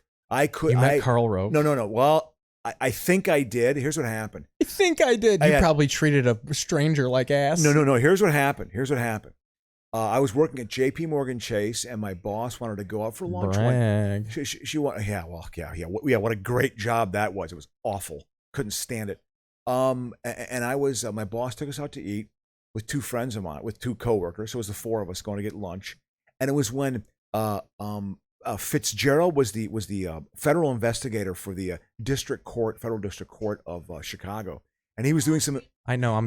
We have to. We're done soon anyway. You can keep telling the story. He was investigating the Bush administration for some of their activities, and particularly for Karl Rove and some fundraising, And that, Karl Rove had to, I think, come into Chicago to actually maybe give an affidavit or testify. And I was walking down the street, and it was during, a morning or a afternoon lunch hour in Chicago.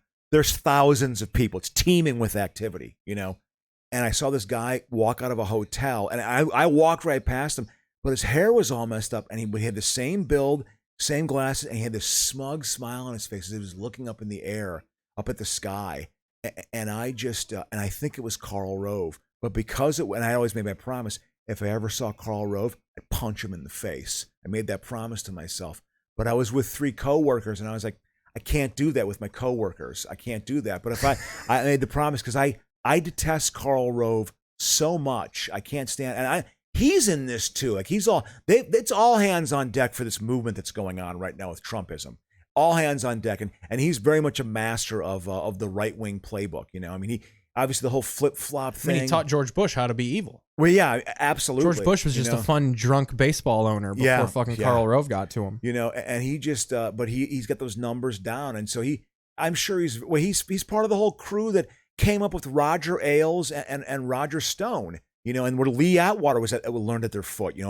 That office of dirty tricks that Richard Nixon had, to go out and to obfuscate issues and to create sort of, they are now old men doing it still. They learned the tricks of the trade 50 years ago, and they're still applying those right now. And it's very maddening to me, but it's effective. It works, and it bothers me a lot. It bothers me a lot because it continues some ancient ways of thinking.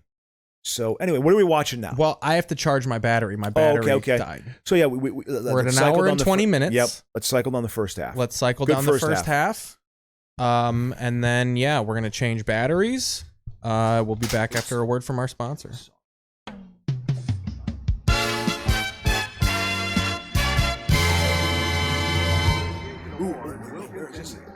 Sponsored by Kellogg's, the best to you each morning.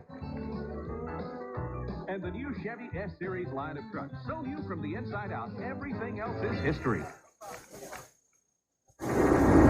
Chevy announces a breakthrough.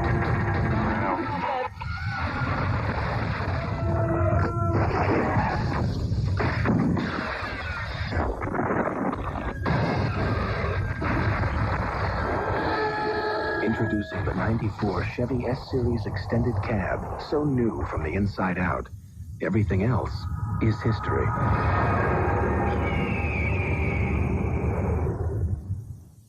Some grown-up advice about breakfast. I don't care what your friends do.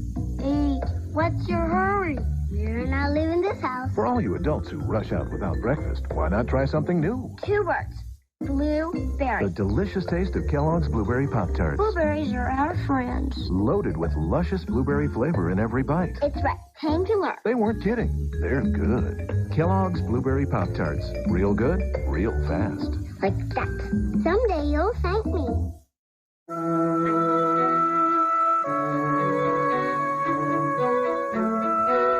A pioneer in managed health care.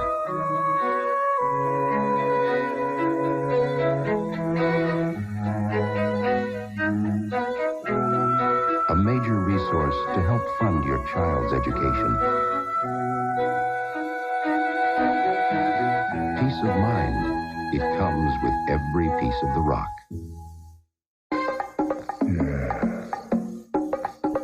Did you know Campbell's has over 30 varieties of soup that are 98% fat-free? Which means just about every day you can look forward to a well-balanced meal with a different bowl of Campbell's soup. And the best part is, not only are they less than 90 calories, they're also delicious. So you're not missing anything, except fat. So eat your heart out.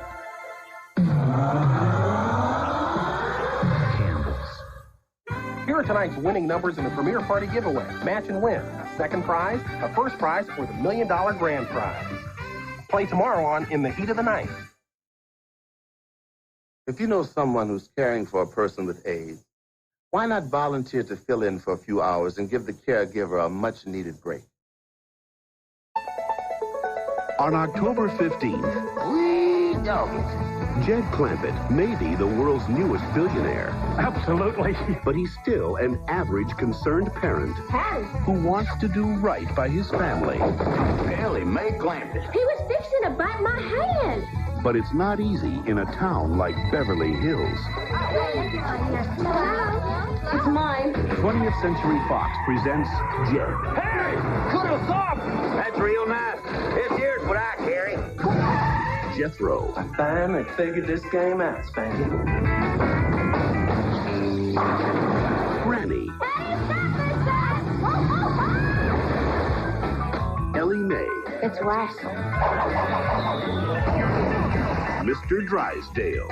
That's muskrat fricassee, and we don't skimp none. It's brilliant. And It's a guy, Jane Hathaway.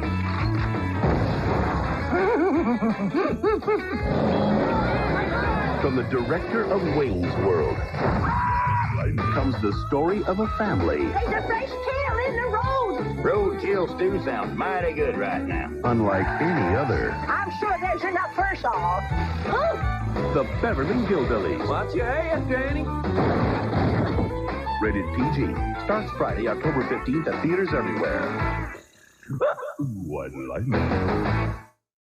I'll tell you where the time goes. Every year I spend 3,000 hours sleeping, 500 hours commuting, 2,000 hours working. Then I get this idea, boing. Every day for lunch I order one of McDonald's extra value meals. Now I'm not only saving money, I'm in and out so fast I figure I'm saving 5-6 hours a week, huh? That's nearly 2 weeks of free time a year. So in 12 months, I'm gonna have all this extra cash, plus 2 extra weeks. And right now I'm thinking, Hawaii. What you want is what you get. What? At McDonald's today. The 27th Annual Country Music Association Awards will continue. KDK TV2, #1 for local news and local sports, takes the lead with the most Emmy nominations. KDKA and Eyewitness News, always taking the lead. It's KD's Secret Goop Troop contest, and you could be one of 80 kids who win a toy shopping spree at Hills, the place for toys. All correct entries will be eligible for a family vacation at Disney World and the chance to be on TV with me. Watch tomorrow at 7:30 for our Secret Goop Troop contest. Here's why people like waking up to Pittsburgh's own Jimmy Roach on Y108. Jimmy's really funny. Jimmy, he's just one of the guys. I love Jimmy. He's so cute. I grew up listening to Jimmy. He's like the guy next door. Jimmy Roach the greatest. He's the funniest. He's a down-to-earth fellow. I love Jimmy in the morning. I think of Jimmy, I think of Pittsburgh. Now win $1,000 cash. Just listen every morning at 7:10 for your chance to win on Y108.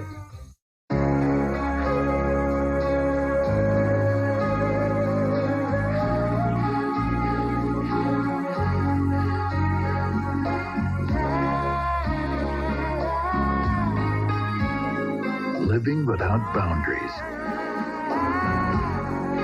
Ralph Lauren's men's fragrance, Safari. This gift collection is your bonus with any $35 Safari for Men purchase. Available at Kaufman's. Truckers are trying to put the brakes on gas prices. See how on Eyewitness News at 11. The 27th Annual Country Music Association Awards will continue. Sponsored by Sears. Come see the softer side of Sears. And Wrangler, the Western Original. The cowboy's business is a business of silence. 100 miles of fence gives a person time to think. To wonder about who he is, what the world is coming to. Talk to a cowboy long enough and you'll get an opinion on everything. That's because he's had time to think about everything. Yeah, at Wrangler, we know cowboys. Our genes were invented by them. That's why the West is in us. Wrangler, the Western Original. Take a look. See what you'll find. Sears has hardware of a much softer kind. We've got clothes dryers to wear in a storm. Pop-up toasters to keep you all warm. Woo! Stunning flashlights to brighten the place. Electric pumps and plungers in lace. It's a prettier style. We're changing around here. Come see the softer side of Sears. When most manufacturers develop a new truck, they start with a model. Good idea. Here's ours. Introducing the first and only family of trucks designed from the inside out. A design that starts with you and has become the all-new Chevy S-Series. Everything else is history.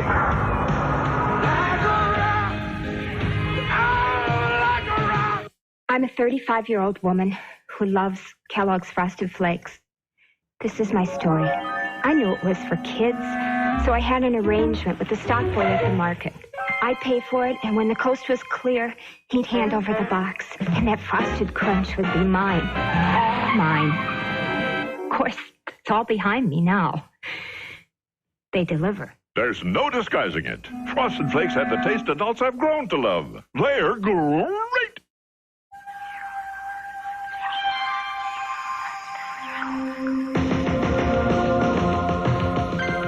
Aspen Cologne for men. A compelling new experience for women. Aspen, now. Attention heartburn sufferers. If antacids work, why do I keep getting heartburn? You know, frequent heartburn may be a sign of a more serious medical problem. Your doctor has treatment plans that can help. Frequent heartburn. Isn't it time you talk to your doctor? When trouble strikes. We had 120,000 used tires in the middle of a residential area. And you can't take it anymore. DER was absolutely no help at all in trying to resolve the problem. Take it to Wayne. Through Wayne's involvement, the problem was resolved. Wayne Van Dyne at Eyewitness News, always taking the lead. I've lived through 15 presidents, 2 world wars, and a depression. Still, folks say I don't look anywhere near 95. Maybe that's because every day I eat a well-balanced meal with a hot, delicious bowl of Campbell's soup. Many varieties are a good source of vitamins, like A or C. But don't take my word for it. Just ask my lovely bride of 57 years. Oh, Henry, stop. Campbell's. Imagine a cold medication so effective, one tablet keeps symptoms from coming back a full 24 hours. Introducing Effidac 24, the first cold tablet for consistent 24-hour relief. Look, Sudafed drops off after 6 hours, Tavist after 12. So your symptoms keep coming back. But just one Effidac gives consistent relief for 24 hours. So your symptoms don't come back. New 24-hour Effidac keeps cold symptoms from coming back. Come on in, see what's new. Sears has got the softest hardware for you. We've got jumpers and cables in cotton and knit. Denim seat covers with a real comfy fit.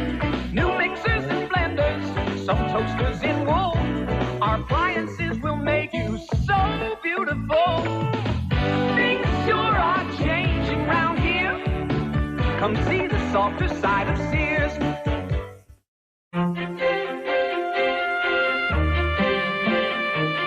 One of the most innovative real estate companies in America.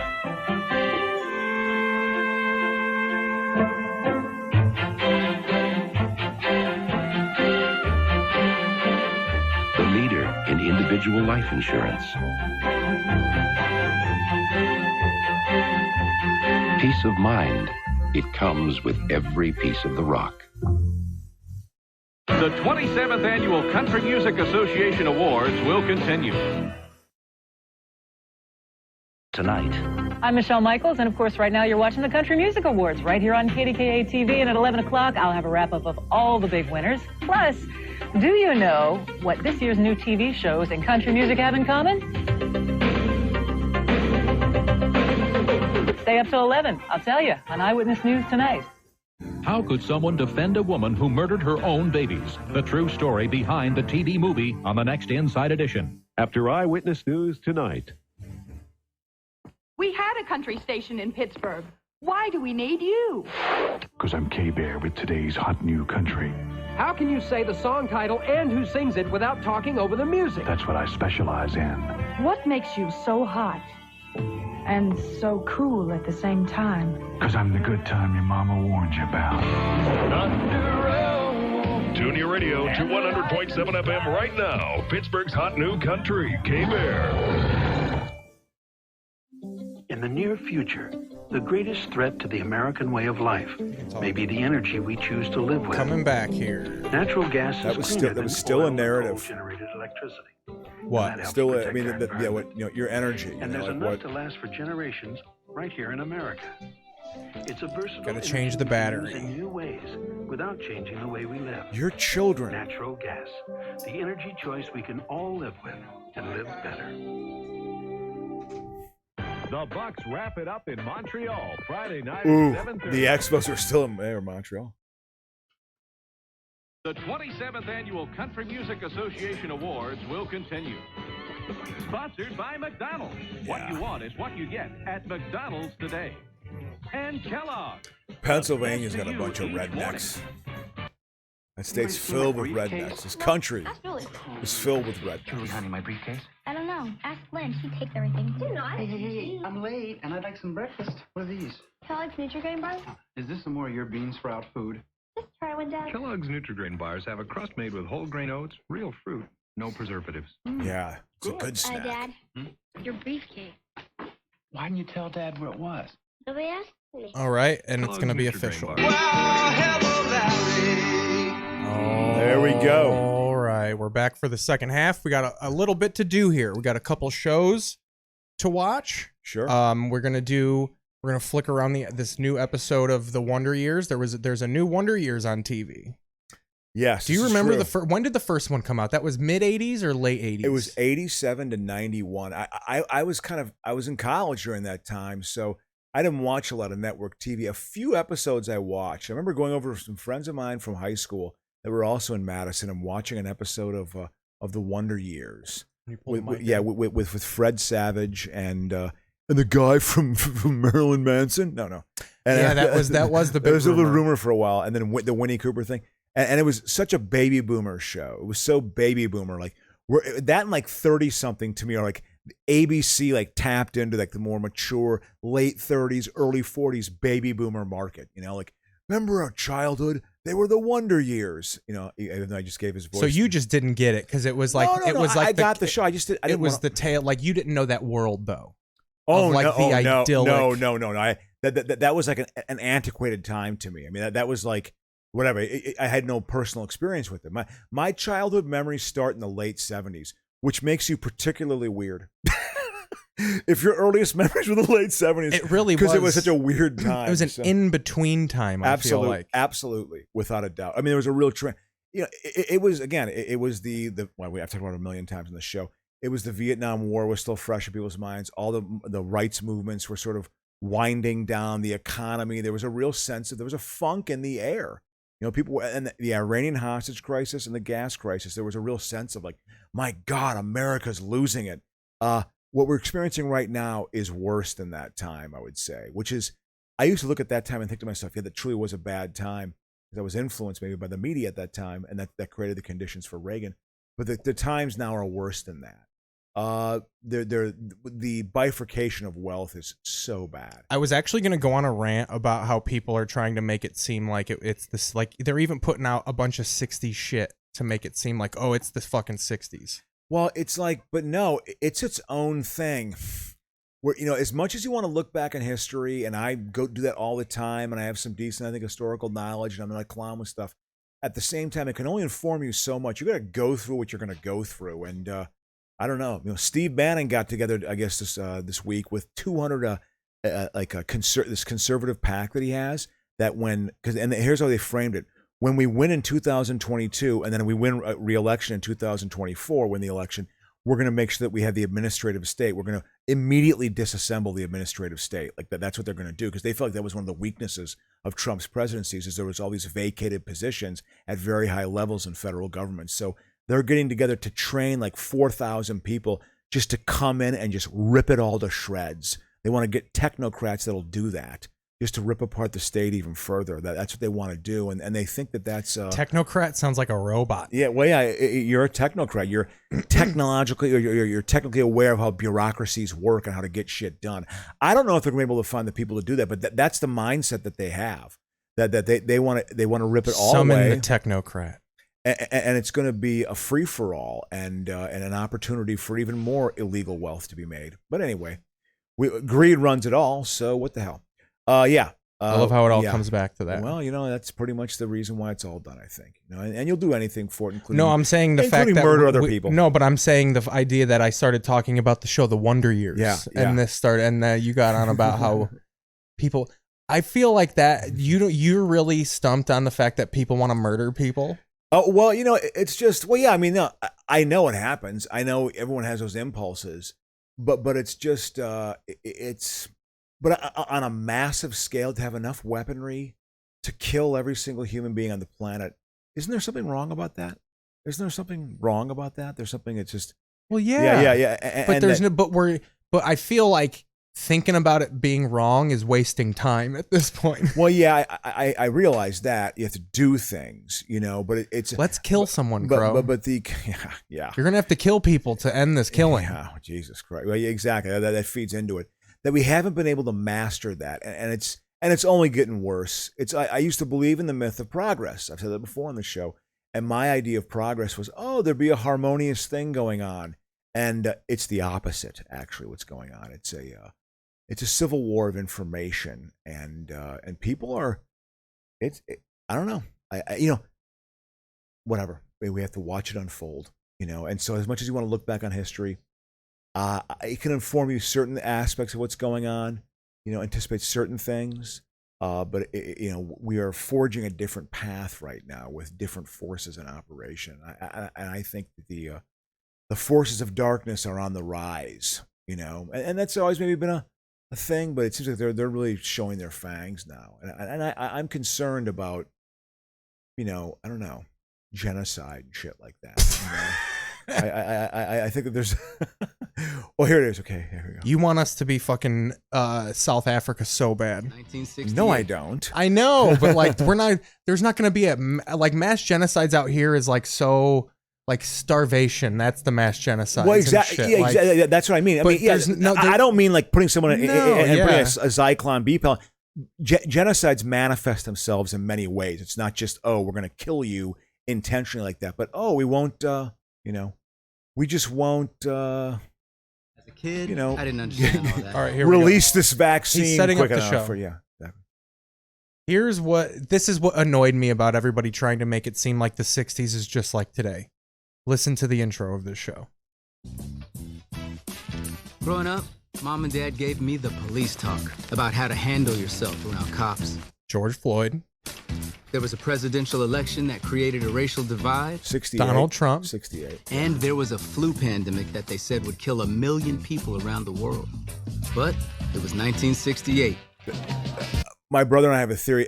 Everything we're dealing with right now, it started because of this year. That's when the forces of the right really got their shit together, and we're like, okay, we got to actually blunt this from occurring, So 68 was a huge divide. It was, but this is pandering. And that's so much music. Can't fucking handle that music. Hold on, I'm futzing with this. The state our country was in. Yeah. It was, but I just feel like that's so cheesy to me how they have to work in the flu thing. I know, yeah, that's forced actually. Because I don't even know what the fuck they're talking about. There probably was maybe a rumor of that, or that was maybe going on, but I mean, they talking about the itis. Is this the itis that black people talk about? You never talk about in history books when I was studying in college in the 80s when this wasn't that far in the past. You never talked about a flu at that time. You talked about the Democratic Convention in Chicago. You talked about the assassination of Martin Luther King. This was the year I turned 12. You talked about Nixon's the age election. Where you transfer from boy to man. Or as the old folks used to say, when a boy starts smelling himself. Is that what they say? Is that? I thought it was smelling your muss. Is that what so you know about the black lingo? Well, I had a good friend when I worked at the Fair Housing Agency when my generation was doing nothing to stop what was going on, of course, because, we were all lazy. There was a guy I worked with who was from Mississippi. He said that was the phrase they would use when people hit puberty in the black. I thought it was smelling your muss, but I'm probably wrong. Maybe that's graphic. Maybe they have to change it for ABC. Yeah, smelling his muss. The previous summer's race riots had caused the first wave of white flight to the suburbs. As a kid, I didn't understand all that. This is Don Cheadle, right? We had neighborhoods that were just as safe. Yeah, this is Don Cheadle. As the ones they were developing outside the city. There were teachers, veterans, shop owners, all united by pride, self-determination, and we're going to romanticize. This is what we need to do now. The solutions are old solutions we're trying to go back to in this sort of ultra-modern information world of, again, I used to believe in the myth of progress. I used to try to be an agent of some change. And what? The toolbox is limited. The toolbox is limited. It's limited by the fact that the rich don't pay enough in taxes. No threats found. I guess we were scanning for viruses. So that's not necessarily my total solution. The government is not run very well either. Intentionally so, of course. It's poorly run. And then it creates a negative feedback loop. You see, the government always fucks things up. Well, there are certain things it's not allowed to do and not financed well enough often. And then there's also just a lot of stupid, shitty rules that go on. You sound like you should be sitting cross-legged like this with a cup of coffee in front of you. Just and exactly. That's just, I'm making a point to our 3 listeners. They listen when they... Any kid caught outside after the streetlights came on. That was always something I remember people, when the street lights came on and stuff like that. I remember that as a kid. That was when I would play out, because I would play for hours outside. I was a very active kid. I liked playing a lot. I liked going. I was in the mix. That was where the socialization happened. And it's happening now too. A lot of necking, huh? Yeah, it was. Yeah. So he hears his dad's song. We get introduced to the dad here. The parents are nothing like the old Dan Loria, and she was a meek, beaten wife. Flinched every time they fucking talked to her. I don't know. Girl, you better be excited what Daddy said. Is the cops pulling him over? No, it's like one of those memory flashbacks. Yeah. He's explaining the dad's character here. So here we go. By day and a funk musician by night. In other words, he was the baddest dude I knew. Dean, I know you did not. He's a funk musician. You know those funk musicians that lived in the suburbs of Alabama. This is Birmingham, Alabama. So was he in Funkadelic? Was he? He's just I think he's he's got a day job and he's he's a independent funk musician. But let's just come on, man. Just coming to this house without speaking. But I heard no buts. How about hello, mama? Hello, daddy. How are you? I heard Daddy sung in Kwame's car. You did? See, she's a maturing woman. Like she's a teen. She's gonna be the be cool. They don't lean on Nam in this version like they do in the old. Well, yeah, because this is supposed to be about the civil rights movement. Wonder Years was about Vietnam. That was very much a subtext of the first Wonder Years was the Vietnam War. It was definitely the nuclear family, suburban white response to what was going on in the 60s. So it was definitely geared towards that audience. They knew how to market that show. That show was very popular. I think it won a couple of Emmys for best drama or something. I think it was on for 5 years, maybe 6 years, 4 years. I think it was 87 to 91 it was on. So my college years. The original Wonder Years. A little longer than that. It went to the mid 90s. Did it go that 92, long? 93. I don't think it did, actually. Let me look it up. I think it went, I could be wrong. Maybe it was 93. It was more than 4 seasons, bro. Maybe it was 93. I could be wrong, but I'm not as good at this because I'm getting older now. The THC is having a cumulative effect on my brain. The protein strains are being corrupted by age and my goofiness. But no, 6 seasons. 1988 to 1995 then? 94 maybe? So it was 88? I thought it was 87. Oh no, 88 to 93. Okay, so I was so it was a 5-year 6 years, 6 seasons, 115 episodes. That's because I remember the last episode. I remember that it was like does he have sex with Winnie Cooper or something like that? No, they flash forward into the future. Like it's just a regular episode. It kind of ties up everything. But you end up finding out that the dad dies of a heart attack. He doesn't end up getting with Winnie. She gets with some other fucking dude. Yeah. And it's just ties up their life of they're at a parade. Because it was capturing a moment in time when we were innocent, when it was wonder. There was wonder. It's just wonder when you're young and you're interpreting things. Isn't it though? Kind of. But me personally, I feared nuclear war as a 9, 10, 11-year-old. Thought about the death and nuclear war every single day. Every single Rob day of my Aponte says, remember the Kevin kid had an older sister that was a flower. They got a flower child hippie in there. Yeah, There's absolutely. no hippies in this, but that was a white person thing. There were no black hippies. Well, a funk musician might have been a black hippie. You know, there were Jimi Hendrix was probably a black hippie. You know, there were black hippies, but not. It manifested, I think, itself in a it was mythical. African-American. Yeah, it was with an African American. Suburban lens. black parents didn't want their kids to be Jimi Hendrix. Yeah, there were no cool what parents. a time to. Yeah. But that's the thing, too. They're trying to put this cool angle on it. Like it's not sterile and white. This is a hip, cool Wonder Years. This dad's a funk musician, not an alcoholic that'll backhand his kids. Yeah. Was daddy's catch-all even though black parents backhand their children all the fucking time. Yeah. advice for every situation. Be cool. Be cool.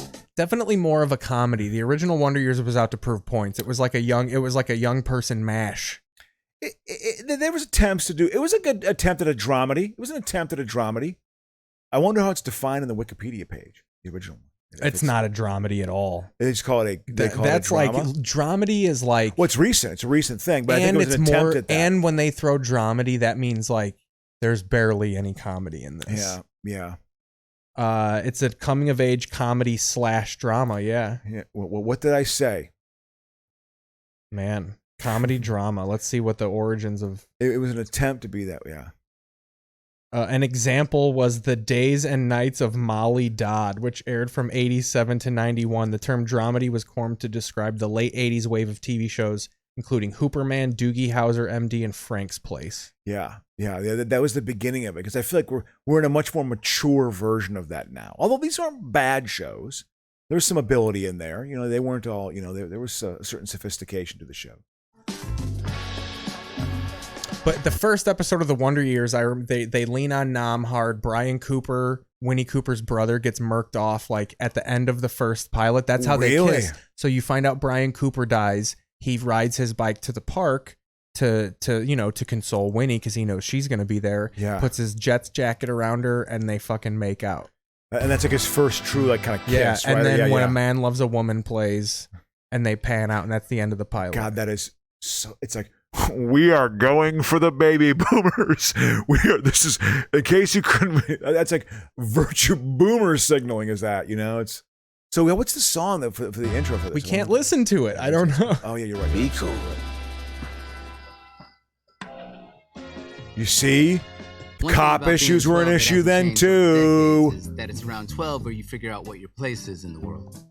That's not true at all. I'm actually still working on that one. I don't know if you. 40 years into the future, I'm still working on that one, you know. Chop Brown didn't even finish college. You're going to college. I'm sure the revolution's going to need a good dentist or accountant. There we go. The black plumber. And often he'd have something we could better off. But my dad put his money where his mouth was. He'd always hire the black doctor, black accountant. You see, he was a woke business. But you see, if black folks just did more small businesses, I love that narrative in this country that somehow the small business is going to just cure all the problems. You know, you see, just get the entrepreneurial spirit, and I have that, by the way. I have that. It ain't easy to pull off. You know, even if you're talented, it ain't easy to pull off. This whole like thing, if they just did that, you know, things would be better. It's just like, no, there are other forces out there. Maybe they touch on that later in this episode. I highly doubt it. I highly doubt it. But I know a certain show that does, Keith. Again, I know a certain show. Oh, you're unpicked up pilot. I know a certain show that attempts to do that. And through the characters' personalities. Glasses or not, I wasn't the most popular kid in the neighborhood. Thank God I had Corey. What's up, dude? Give me some. We were going to end up gay lovers. What's it? He touches on the wokeness. One of his teachers snaps on him when they're in school about like being a puss or something. And he was just like, they make a point to say like, he'd get fired if he said that today. He figured out his bag when we hit puberty, and he grew 6 inches of height and 6 inches of hair where it counts. Uh-oh. See, directed by Fred Savage. Wow. Let's skip around. Oh, that's on her. But here comes. So they mislead you a little bit. You know, you think because you need a Winnie, right? Of course. So you think this is going to be the That Winnie scene Cooper? for the first time and everything slows down. That was Lisa Jones. Everybody had a crush on her. But here comes my crush, Keisa Clements. She was perfect. Hi, Dean. Thanks for letting me borrow this. She's a nerd. You didn't read. You never saw a comic book with that. Would you roll your eyes like that if you saw a comic book as a kid? Yes. That's a problem. No, it's not. What was it? Why don't you like cartoons? Because or I wanted to anything? go. I liked cartoons and shit. I wanted to go out, and I was a physical kid. I wanted to play. I wanted to be active. So there was never a going out- time in your childhood ever where you're like, I want to read something right now. Well, no, I would read books. I read books. Okay. I had a little bit of that. They I do often- have words in comic books, you know. I read the sports section. I also read a lot of current event stuff. I was heavily into current events when I was So you were 9, a kid 10, that was 11 into years the old. news. Oh, absolutely. So you were a horrendously boring young kid. No, I was not a horrendously boring young kid. I had friends. I had the capacity to have friends. I just wasn't. Everyone's got I've got it with the Well- Avengers. Well, nobody says it like that because there's black kids doing it.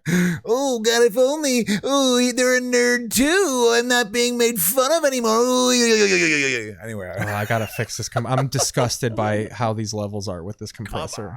No, it's not you. It's I'm being a it's goof. Oh. how this is set up. Like I hate how this stream is going. So okay, this is good. This is fodder for good material. Second half, getting off to a strong start in my vitriolic opinions about this. I think you hate this for all the reasons people don't like. I heard people saying it's like very stereotypical. Oh, yeah. And like old 60s brother man lingo. Yeah. But you're just upset that she likes a comic book. No, I'm not just upset about that. That's your distorted being. No, that's just. Crow, you just went on a vitriolic rant about how you would have been disgusted. You would have fucking muffed this bitch in the face if you I saw wouldn't her as have a comic muffed book. her in the face. I just think it's comic books were not cool because they're not. They are though. They're actually very are. popular. I know. You're such a. Therefore, they're good. Therefore, they're good because they're popular. Therefore, they're good.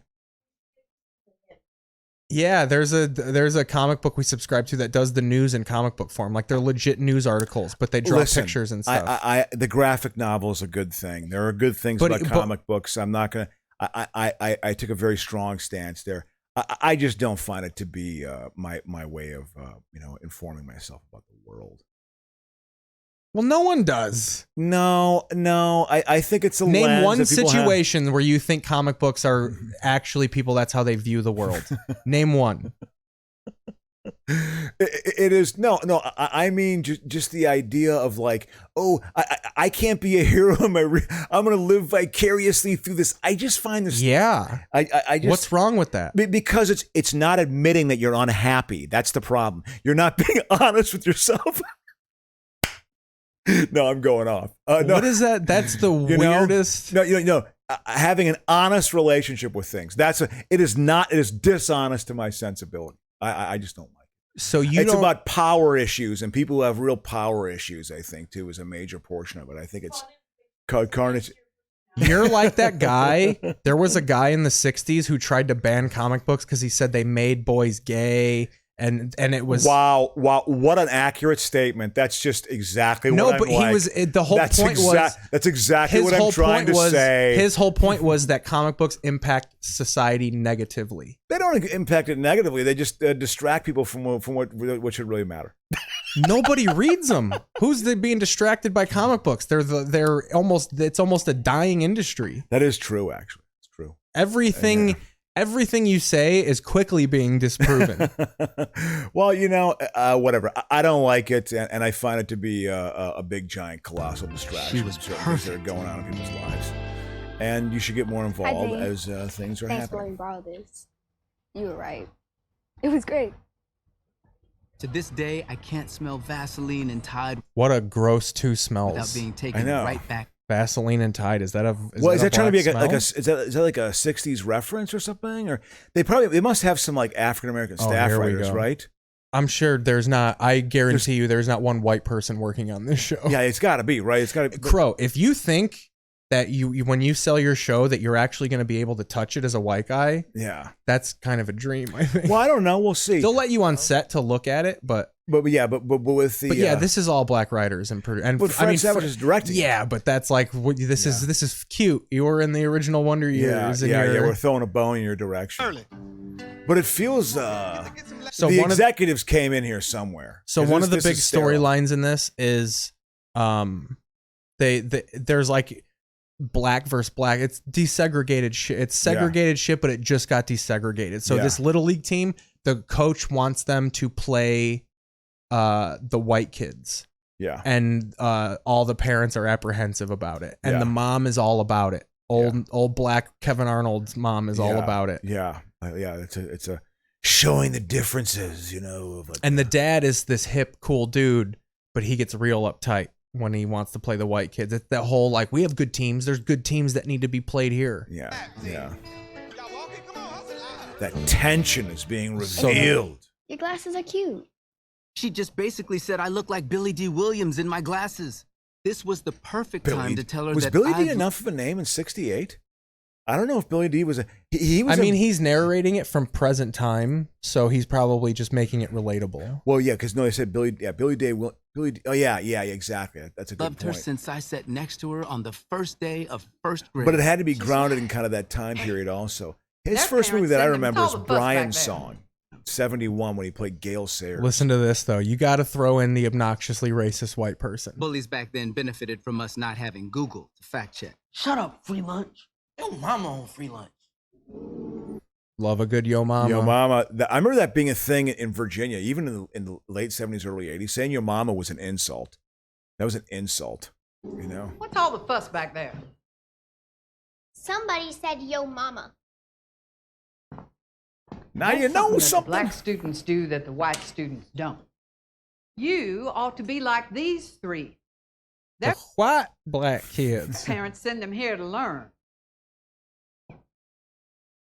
Hey, she's not prejudiced. He does that the whole show. Anytime a white person's racist, he'll go, they're not prejudiced.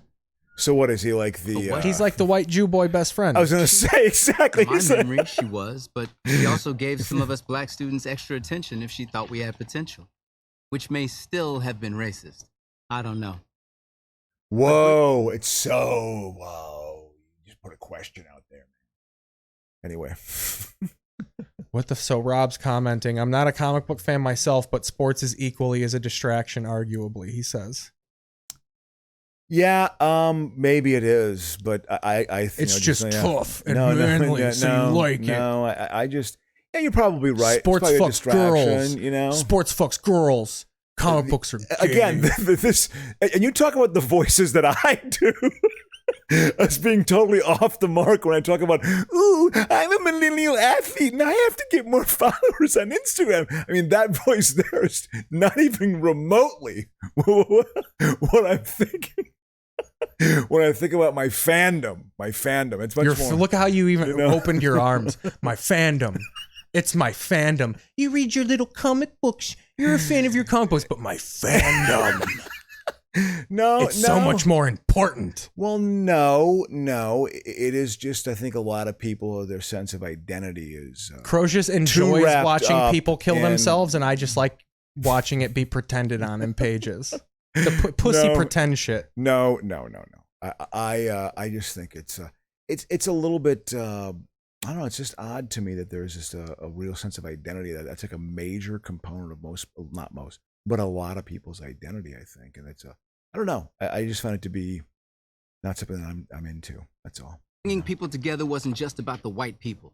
It was also about black people like Michael Sims. I knew I could reach him too. You think you're white, don't you? I could not. You talk white. You act white. You even brought a lunchbox to school like you white. That last one confuses me to this day. Come on, man. Told you it was a dumb idea to try to talk to him, Dean. I told you he's 23, Dean. I tell you what, I remember being in junior high school. I went to Stonewall Jackson Junior High School. Look how sick those uniforms are. Those are good. Those were... Your first kiss. They just changed the name of Stonewall Jackson Middle School post BLM. So here's how it's all going to culminate. We're going to watch the beginning of LaBrea after this, and then we have to do TV history. Sure. Got still a little bit left to go. Yeah. So the whole crux of this episode is he didn't want to go watch the white versus black game. Yeah. And then he finally shows up and he gets all happy about it right here. But he's dressed up. He's not in his funk clothes. No, he's got like a regular day job. Exactly. Because he's a black entrepreneur. Exactly. But boy, did that third one feel good. Okay, so here's what happens. They do the classic, like the dad tells him to do one thing and the coach tells him to do another thing, and he like steps in and out of the batter box. Yeah. So we'll skip past that. Because I was wondering the whole episode, I'm like, where's the Brian Cooper? Brian Cooper has to die. Yeah. Like when the fuck is Brian Cooper dying? Oh yeah. All right. Dude, your sister is Choice. Shut up, Brian. I don't know if you said Choice in 68. You said Choice in the 80s, and you said Mint in the 80s. Choice? Well, this is 1968. Well, exactly. Oh, no, that's what I'm saying. You said Choice in the 80s. You didn't say it in 68. That was a bit off, I think. I disagree with that. Let's look up the word choice. I mean, kind of where it, because it obviously is talking about a young woman being attractive. When you were in high school, that was a phrase you used.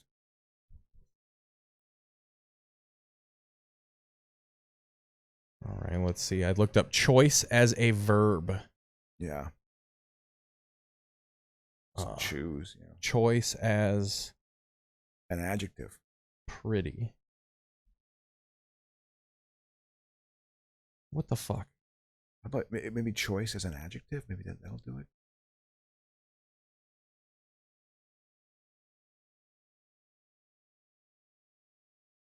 Definition of choice.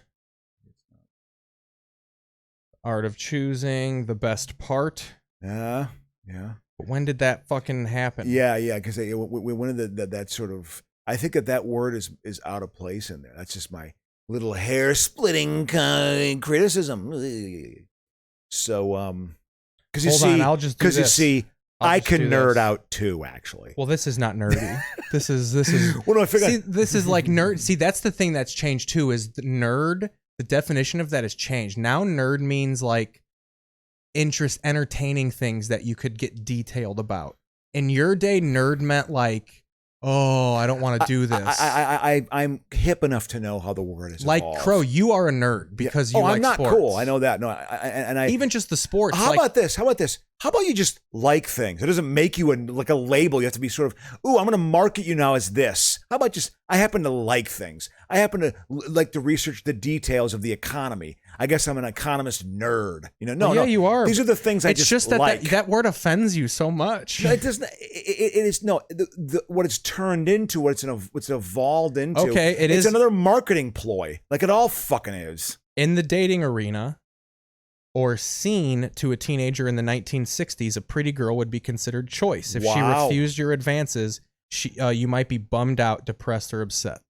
Wow. It is 1960s slang. Wow, I was wrong. It was just still around in the 80s. Yeah. You see, I can admit when I'm wrong. You see, I was wrong. I didn't. I'm totally. I'm just we're trying to liven it up a little bit. Let's be more of an antagonist, And that Avengers comic really made you angry. Well, you feed this, it's like you put these I mean, you could have just not said anything about it. Yeah, exactly, and had it not. But the fact is, we have a show to do, so we're gonna fill in some time. But the reason you said something about it is because you hate comic books. Oh yeah, I can't. And then when people call you out on it, you're like, calm down. I don't hate. And then yes, you do. You hate comic books. I mean, you think they're stupid. I just find them. I'm just not interested in them. That's all. I'm just not interested in them. That's all. Classes of black people, but it was too late now. So here's the Brian Cooper. We're so sorry. We just heard what happened. Heard about what? Dr. King. Is that Fred Armisen? No, that looks nothing like Fred Armisen. His eyes, though? No, Fred Armisen has jacked up teeth and is like black. That's more like Fred Armisen than anything. Shot. What? Dr. King is Brian You Cooper. heard it? Where? You heard it? In Memphis. It's all in the news. Is he? They rushed him to a hospital. We saw you all were. They get the news. See, they thought from they white were, people. Well, no, the white people saw them arguing, and they thought that that's what they were arguing over. Oh, because they've been playing this baseball game. Everybody, you haven't been on your transistor? The transistor was big. That was big in the 60s. Hey, I still have one. So Dr. King is Brian Cooper. That's my internet. Uh, The radio was like a total. I mean, like in the 20s, that was They resort to destroy. So now I'm thinking, how close are they going to go to the original one? You have to have the moment where he goes to the park and fucking, because in the original one, Kevin goes to the park to console Winnie because her brother just died. Yeah. So he's going to the park I think he just knows that the friend's going to be there. Yeah. And you're like, oh, when's the kiss going to come? I'm rolling my eyes here. Yeah. And I'm like, oh God, they're going to do exactly the ending of the pilot to the Wonder Years. But they go to church, right? They go to church. Oh, it's elementary school. Sorry. I can't fucking play the song. It's the blues. But he walks up, probably expecting to smooch, and he sees his crush making out with another guy. Well, it's with his buddy too, right? Isn't his buddy? The brace guy, the big brace nerd. Yeah, exactly. There we go. I So know that's that the Wonder feeling. Years. Yeah, well, I mean, it got ripped to shreds. It's a tough audience. I just think my whole thing with the show is Blackish happened.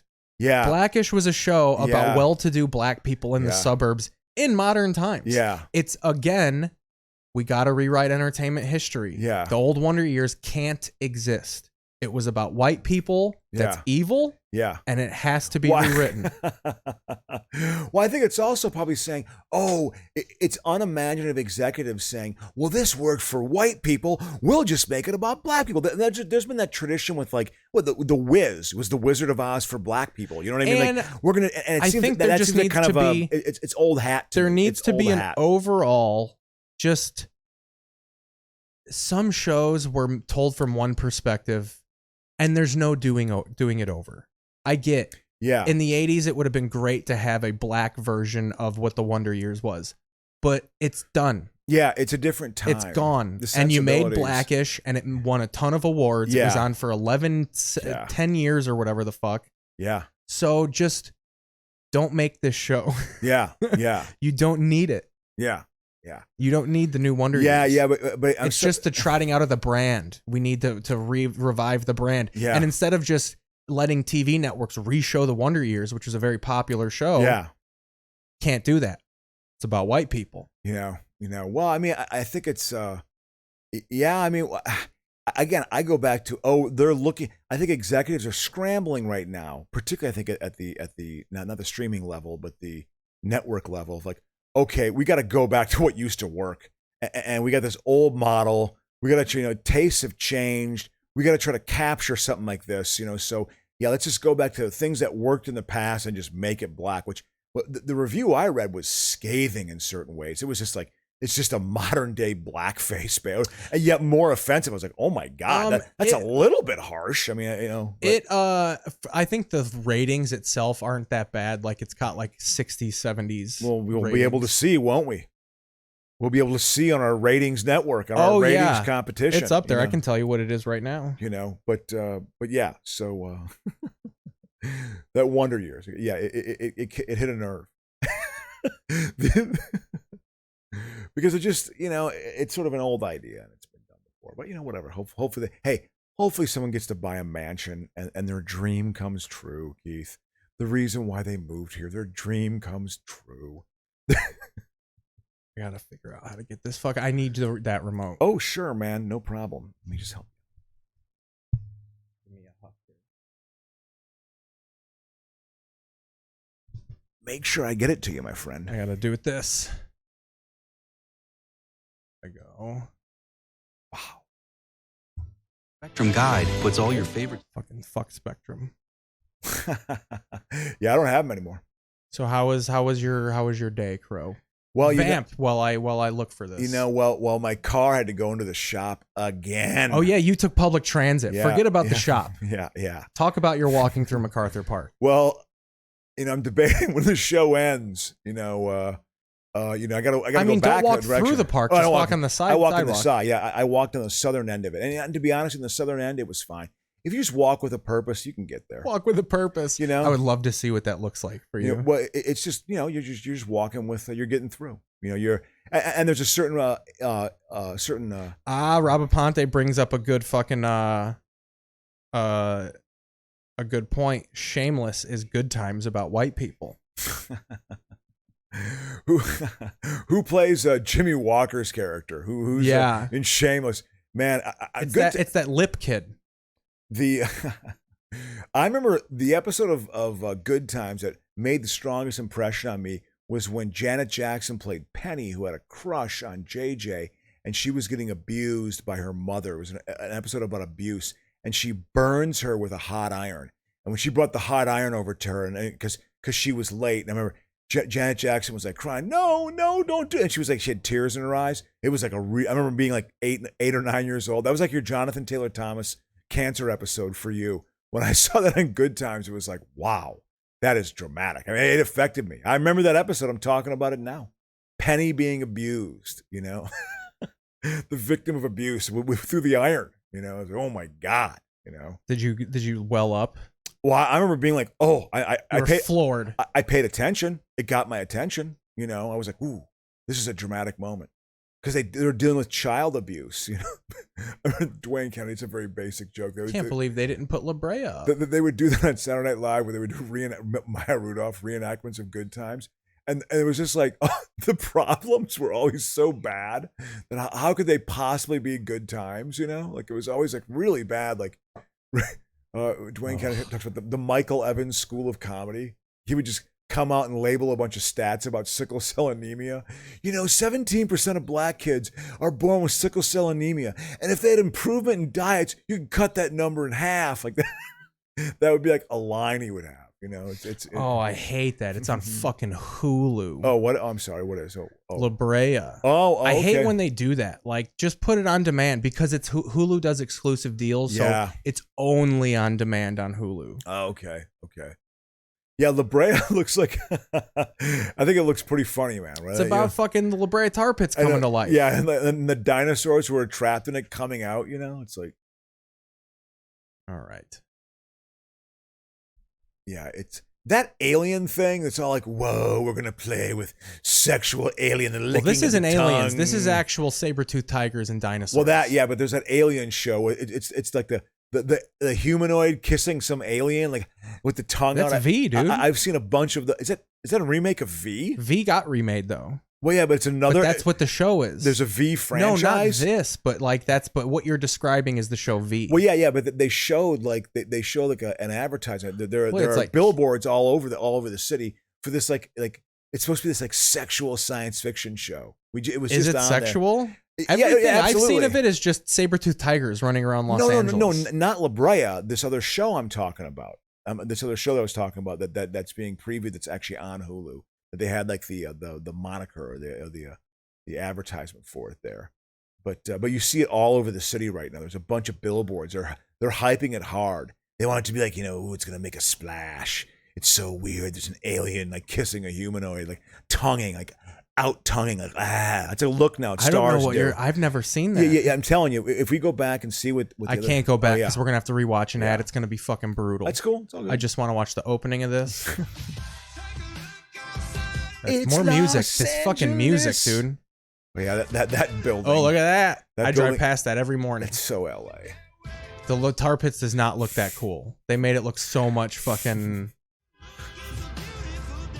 When did they shoot this? I would like to know when they shut this down to shoot this traffic. Is this the same people who do Hallmark? The lighting is that. I've lived out here for 3 years and I've never seen them shut down. Is that Wilshire Jillian Figman? What? The mom? The mom. I don't know. Yeah, let's see. How are you gonna do? Like, how are you gonna know if you watch it more? Because I. How old is this lady that you think it is? She would be like in her mid-40s. She'd be a mom age now. It's not her. I guarantee you that lady's in her late 20s. Seriously. Let me see. The mom is in her late 20s. Come on. There's young parents. LaBrea show. Let me see. But they have like teenage kids. You know. Well, no, it's not her. I thought it was, but I bet you they go to the same audition. No, it's Zyra Gorecki, Natalie Z. But you can tell she's a little older, right? Well, yeah. She's like the hot mom. Still trying to be hot. There is a real easy fix. Stop dropping us off at school. You don't have to drive us. It's weird. We can take the bus, like every other kid. Honestly, she's a helicopter mom who falls into a sinkhole. Natalie Z is her name. Are families this glib all the time? Not like with this dialogue, but I Yeah. mean, yeah. When you're, what does glib mean, by the way? To me, it's sort of insincere and kind of, and there's a certain just kind of an insincerity or. So yeah, that chick is 46. I could tell she. The earthquake's happening. Are you feeling it? Are they gonna burst out like Well, that? So is the rock gonna come out? So is he I'm in this? thinking she falls into a hole, Yeah. and that's where like the world she falls into. So it's like Land of the Lost. Okay, so the tar pits is draining.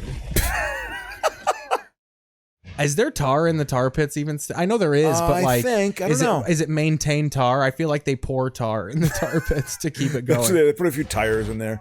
Huh? Yeah, So it's just over.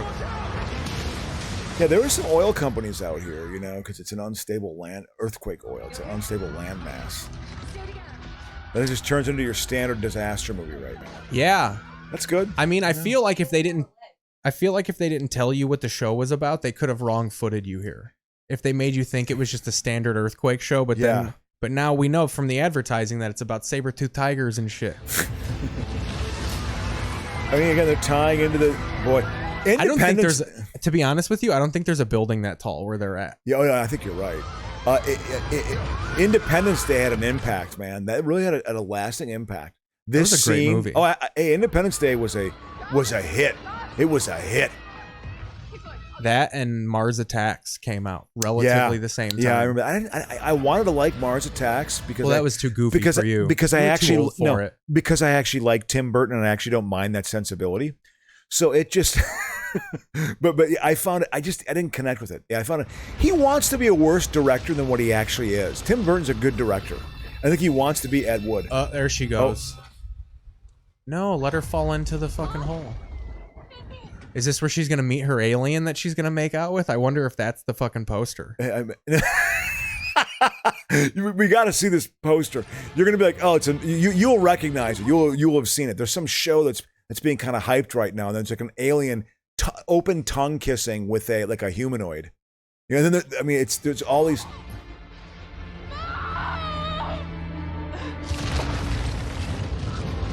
Her kids just die. All of Los Angeles. She's got because this is her thing.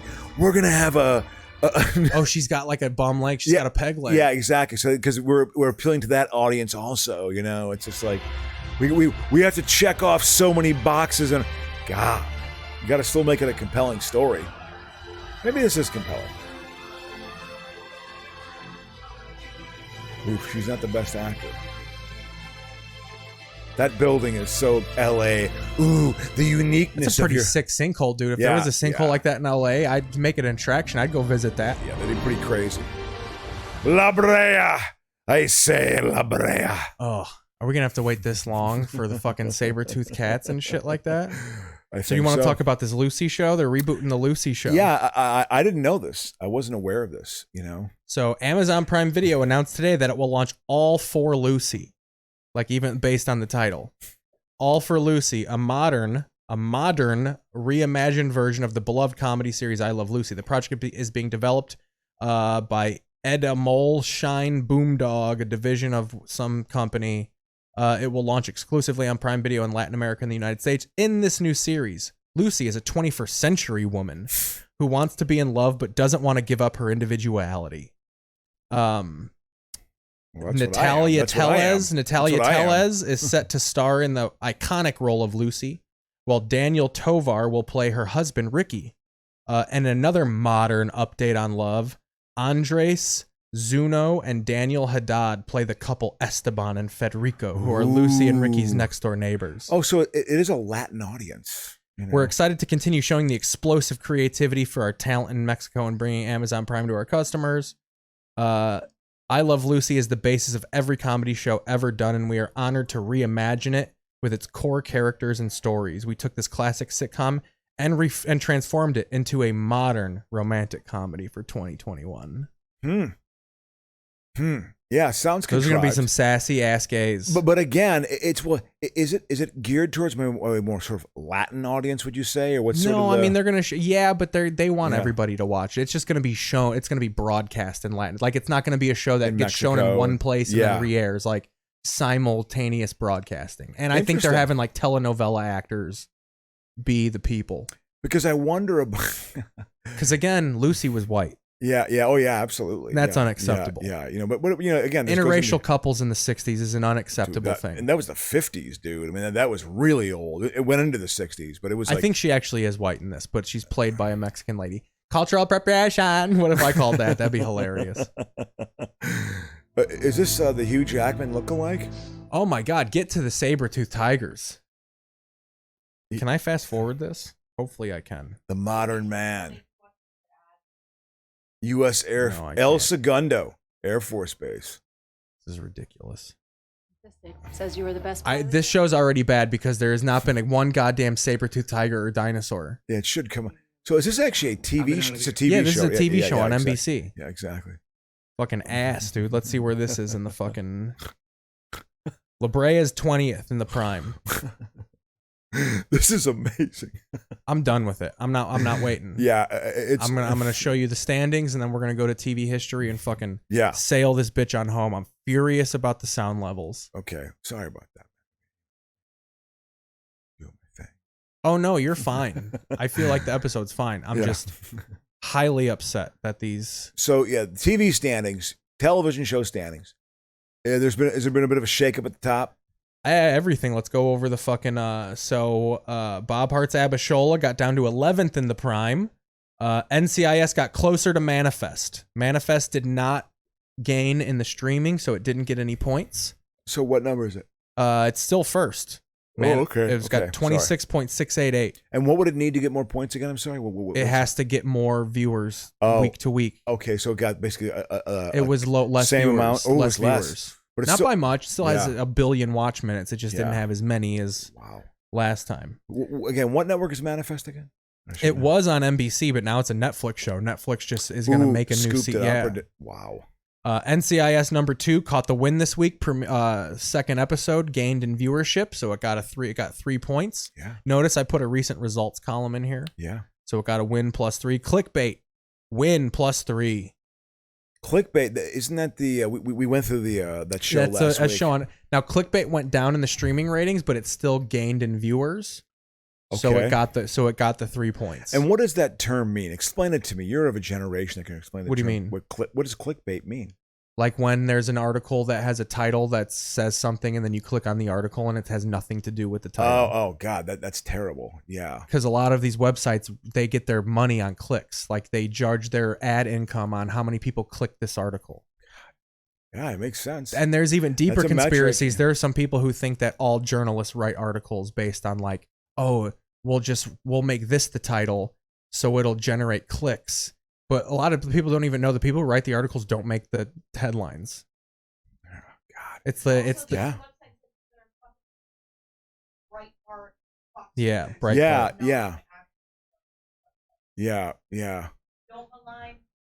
So The Voice climbed into 3rd briefly, and then it got cucked by Clickbait. So it climbed a little bit. Goldberg's went from 13th to 9th in Prime Access. Oh, good for them. They're rising up. Well, they're rising. They're getting some views. They're getting some death views because the dude who played the grandpa died. Oh, George Siegel? Yeah. I remember him. He was in the movie Roller Coaster in the 70s. He was a big part of that show. He was also in The Duchess and the Dirtwater Fox, a Goldie Hawn movie from 1976. How's that for a good reference? Chicago Med with the Power of Netflix is number 5 in the prime. Boy, those Chicago shows do well. But it took losses all around. Went down in streaming, went down in network. But it's still hanging tight at number 5. And what gives it that staying power? What gives it that? Why again? Why would it be able to stay? I'm curious. I want to make sure. Because it just didn't. Because it didn't go down or up between what's above it or below. Okay. You got to think of this like standings in sports. Exactly. This is not based in reality now. Yeah. No, this is. No, hey, listen. I like this. I like it. This is all based on if a show gained or lost viewers. Yep. So if you see a +3, it means more people watched it this week than last week. Simple as that. Yeah. And then so Grey's Anatomy, I don't know. There's prelims on those numbers. That aired on Thursday. Yeah. But the finals aren't coming out because Nielsen had a fucking crash in their computers or something. So they're not releasing the Thursday finals until Monday. Okay. But on the prelims, around 4 million people watched. I don't know if that's a win based on last year. So Grey's Anatomy is sitting tight at 7th with only the Netflix numbers with 14. Yeah. Then you have Criminal Minds, also Netflix. Chicago Fire, number 9. The FBI's are 9 or 10, 11, and 12. All the FBI shows. CBS, you know, something they put out a, you know, they know Old their people spot. love CBS. They know their spot, you know. They know what they're doing. Yeah, Goldberg's is kind of a Wonder Years reboot too. He's right. Oh yeah, well it's got a certain what is it like a family it's 80s. It's Wonder Years, but 80s. Yeah, which I. You probably actually would not like it, but you'd probably be like, "Oh God, that I remember all this." Yeah, shit. no, I'm sure I'd get a lot of the references. Of course, I would. So then, and I'd be upset that protein. We have had some new entrants. We got Money Heist and Turning Point 9/11. Here's the thing about the streaming ratings too; they're a month behind. Nielsen puts them in, so we just got the beginning of September streaming ratings. So for the next week or two, it's going to be a lot of 9/11 shit is going to be up top. What was that Turning Point 9/11? Was that a PBS? I think it's a Netflix documentary about how that changed. Hack shit. We all know the world changed after 9/11. Yeah. Stop making post-terror, the world in 9/11 after the turning point. Yeah. There was no turning point. We're still taking our shoes off. Only Murders in the Building, a Hulu show, 8.992. Heartland, Outer Banks, Frankie and Gracie all dropped. Yeah. All took losses. Ooh, Frankie and Gracie is. I want that show to succeed. I like Jane Fonda been on for fucking and 8 Lily years. Tomlin. Good for them. God, but Jane Fonda, when she gets interviewed now, I saw her on Stern. She's a little pretentious as fuck. She's kind of annoying. Yeah, she's so affected.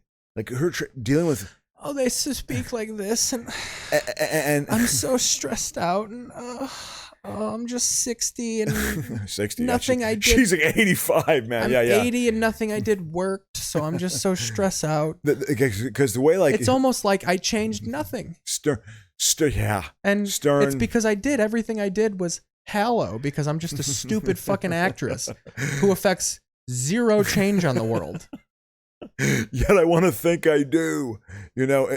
But Stern, because Stern was doing a Stern interview, he's like, "So you don't like John Voight, but you were good friends with John Voight." Like, he was peppering her, and she was just like, she couldn't deal with his energy. I think because she's old.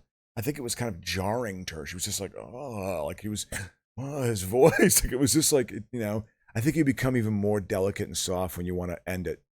When you wanted to, because she said that her and John Voight were really good friends, and then John Voight became this complete born again right wing. So let me tell you about this Ordinary Joe show. Yeah, this #1 in the early fringe with a 5.8525 super rising. rating. It's about one dude who lives 3 different parallel lives, and the show is about each parallel life. So there's one Joe who is like a 9/11 survivor. And there's one Joe who's a rock star, and there's one Joe who's like a regular business, and the whole episode goes back and forth between the Joe's lives and how his lives are different in the parallel universes. Oh God, it's such a the male psyche is fractured, so we want to have our fantasy life make us feel better. So yeah, Rob Aponte says Money Heist has that international audience of Spanish speakers. That's one of those Netflix shows that's like a Mexican show. Yeah. That's been on for like 5 years. Good for them.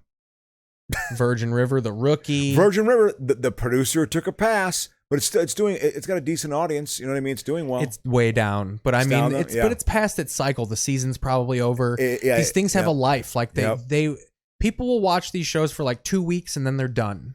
And then they go on to another show. Crazy. It's so different. So 2 weeks ago, Virgin River, everybody crammed it because they put the whole season up at once. You can watch all 10 episodes at once. Oh, yeah. Okay. It's not week by week. Yeah. Yeah. They don't parse it out that way anymore. People actually hate it when you do it. I prefer doing it that way, but people hate the idea of just drop it all at once because people want to just sit down and watch the whole show. God. They don't want to wait a week. God, that's a fundamental. And I get that. I get why people want that. I do, but it's because you want this. But for me, it always built something. It's like football. It's good that there's one game a week. You build to the one game. It makes it more exciting. See, it builds attention to me. But that's a different. I have a different consumer palate, than that. And TV shows, you want to just watch it all. Yeah, that makes sense. But with that, let's go to This Week in TV History. Exactly. We have to break something down. It was an important week, if I'm not mistaken. Wasn't what happened this week? There's got to be a lot of stuff debuted. Honestly, not really. Some sports, maybe some baseball. Well, it was the end of the October? season. Yeah, it's there was maybe I got some baseball stuff coming up. A team clinched. Oh yeah, no, I have the Dodgers beat the the Giants Blue Jays or beat the something? fucking Brewers. The Phillies clinched. I have the Phillies clinching. Oh, in '93. Yeah, that Phillies team was a ragtag bunch of of misfits and miscreants coming together, making it happen. They were good, actually. Lenny Dykstra was a very good baseball player. Yeah, now he's got a gambling An addiction. awful human being. Look at those Brewers. Is that Chris Bosio? No. Season when his team is. I love those Brewers jerseys. Oh, absolutely. Yeah. So yeah, let me fucking make this smaller and keep it going. Holy shit. So let's start with the 27th. 93 was the first year the A's had sucked since like 86, and that was a real jarring experience for me. Here's the lineup. There's your boy, they Ricky. traded for Ricky.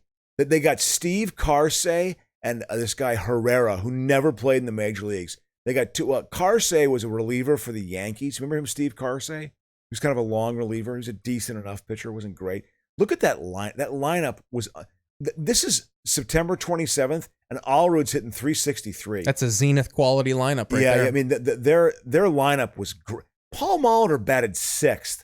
I mean, their lineup was unbelievable. They were a great team. Oh, well, no, I'm going day by day. Yeah. So, this was September 27th.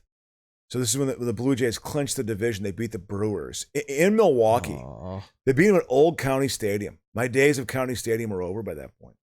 Because I loved going to So County I'm going to Stadium. read this. This goes on. So that tells you like what was going on that day. I found. So Dream Lover by Mariah Carey was top of the charts. Ooh, how did that song go again? We won't. If you try to sing it, we can't play it. Well, I don't know. but I have no idea. Okay. I know the song, but I don't know. Yeah. The Good Son was the top movie in the box office. Who was in that? Macaulay Culkin, where he plays the evil kid. Oh yeah, I remember that show. I remember that. Yeah. That was at the Davis Theater for $1. Really? Yeah, I think that was like. That was a major release. Here's something we can put on. This is something I thought you'd like. This isn't the same year. Is that actually a pretty good movie, The Good Son? Is it actually decent? It's okay. Is it? But it's really dated now. I mean, it's just about a bad seed. It's like The Bad Seed. When did you grow up with any kids who were truly like, oh, this kid's actually kind of bad? No, not really. You remember that? Yeah, I wondered about that. Look at this. It's just like the '90s remake This is a of the Gong Show with Show. the Fat Boys. No, this is I have this throwing in while I read this while I read the words. This isn't 1993. I'm telling you what was going on in 1993 while I play a Gong Show from 1988 with the Fat Boys. Wow. Kurt Rambis trying to make a name for himself on television. He's a Laker. We'll throw his ass on there. God, that's amazing. Well, they should have had Chuck Barris. The earthy smells of fall have started to fill the air in America. The song Dream Lover by Mariah Carey is top of the singles charts. Bill Clinton is currently the president of the United States, and the movie Good Son is at the top of the box office. God, I'm so... Why is that? That's like you remember that shit? Yeah, absolutely. In fashion, many of the trends from the late 80s are still in vogue. Colored tights, denim overalls, leotards, flannel shirts, and shoulder pads are all still fashionable at the moment. Yeah, well, flannels were... That was definitely... Grunge fashion has also become mainstream. Yes, popularizing absolutely. band t-shirts, ripped jeans, mom jeans, and Doc Martens. Yeah, Doc Martens were a huge shoe back then. I never had a pair. Pogs became a thing in 93. Cool. Pods? Pogs. Oh, okay. Little cardboard circles that you threw into. It's like Jacks, but with cardboard circles. It was the lamest fun. I had a Pog maker. Yeah. Hot shit in fucking 3rd grade. Jacks. Mighty Morphin Power Rangers just started. Frasier just debuted. Yeah, Frasier was a big show. In Russia, the possibility of civil Boys. war was looming. Look at them, just fucking sweating their ass off. Yeah, early 90s Russia was chaos. And the strong man came in, and he's pretty good at what he does. Look at Kurt and Rebecca. Look at it's Molitor. See what Molitor has to say. Molitor was so good late in his career. He was such a good baseball player. Oh wait, I gotta fucking turn off this. They also had Dave Stewart was a pitcher, I think, for them. They won back-to-back world. They were great, man. In 92, 93, they were an amazing baseball team. This is with dumb Canadian. Here we are, eh? You know, we got to... Oh, the audio on this fucking sucks. So, yeah, on September 27th, that was what happened. Got end of baseball season shit happening. Yep, absolutely. And then the next day on the 28th, let's see if anything not... I was living in Wicker Park at this time, living on Damon Avenue, above Quimby's bookstore. Daniel Day-Lewis got caught. What the problems for the actors? That was one of the big things. Daniel Day-Lewis pled guilty to speeding. He was speeding in his car. Trying to make that sort of like as a story. But here's what else was going on TV. We have Dave's World, new episode. But look at these ratings. 15.8. 18 million people watched Murphy Brown. Yeah, I believe that. Love and War. 16 million people. Those were the days. Monday Night Football, the Steelers-Falcons. That's what we have here with this. God, yeah. This, I only have 1 minute and 33 of it. Well, this was... We can watch this whole thing. The Dome, they've ripped this stadium down. But it was 30 years old. That's a long time for stadiums. But I remember the stadium being new. I remember Atlanta Fulton County Stadium. This was like the first or second year of the Dome Stadium. The controls, hands to Barry Foster, makes it look Barry easy. Foster, I remember him. This is Cowher's like second year as a coach. Their opening drive, they led 7-0. Look at those shoulder pads. That was like when the Falcons. That was like modern. That was when they first went all black, right? Yeah. This is like a Dion. Dion, I think, was still on the team. Look at how that looks like green concrete. You can tell how hard that fucking... The AstroTurf was so bad back then. No sponginess to it at all. Is that June Jones? Pre-Jerome Bettis. I don't remember. Here's what'll age me. Yeah. I don't really remember pre-Jerome Bettis Steelers. Yeah. This is... The Steelers, because this was Cowher's second year, and they were certainly competitive. Barry Foster led the league in rushing, I think, in 92. Carnell Lake? Not Sanders. Figures, yeah, from UCLA. Look at young Steve Levy. This is before SportsCenter was that cheesy. Yeah. Kevin Green hits Hebert. Kevin Green, Isn't he dead? He just died this year. Yeah. CTE took him. Jesus. I mean, he had a grabber though, right? I think he had a grabber. Yeah, they smoked him. 3-touchdown game for him. Neil O'Donnell. That was when quarterbacks were fucking insignificant. Well, Neil O'Donnell was average though, right? Yeah. I mean, his high watermark was losing Super Bowl 30. He turned that into a $25 million 5-year contract from the Jets. He made $5 million a year in 97, which was a lot of money for a quarterback back then. I remember Mark Rippon, after he won the MVP in Super Bowl, 27? He made $2.4 million a year, and that was the highest paid player in football. Got a supermarket sweep from the 27th too, 93. Those sweaters. I think I still have clothing like this. But like the price is right, but it's not. It really is. Yeah. And it looks like it's... Do they do this part in a studio and then take them to a supermarket? No, I think they have. That's not a Vons.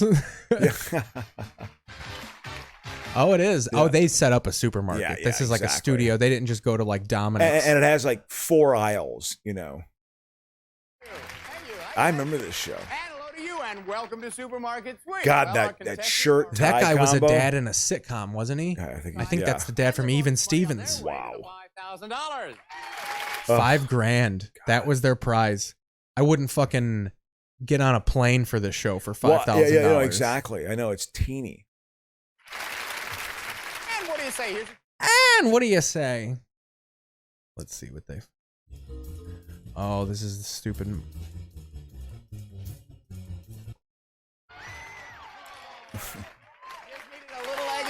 That looks like the Susan Smith who killed her children in South Carolina. How hard do you think his hand is pressed up against her back right now? I wonder. It's probably giving her a lower fucking, the nape of her fucking butt massage. He wasn't Richard Dawson, although Richard Dawson, he would flat out tongue kiss the female contestants. Flat out tongue kiss them. I bet you if we had a segment of Richard Dawson awkward kisses, there's got to be a clip of that. Of Richard Dawson awkward kisses on Family Feud. 20 seconds. Good for you. Because it's just it was like thousands of that was his thing. That was his trademark. What, smooching gals? Yes, the female contestants from Family.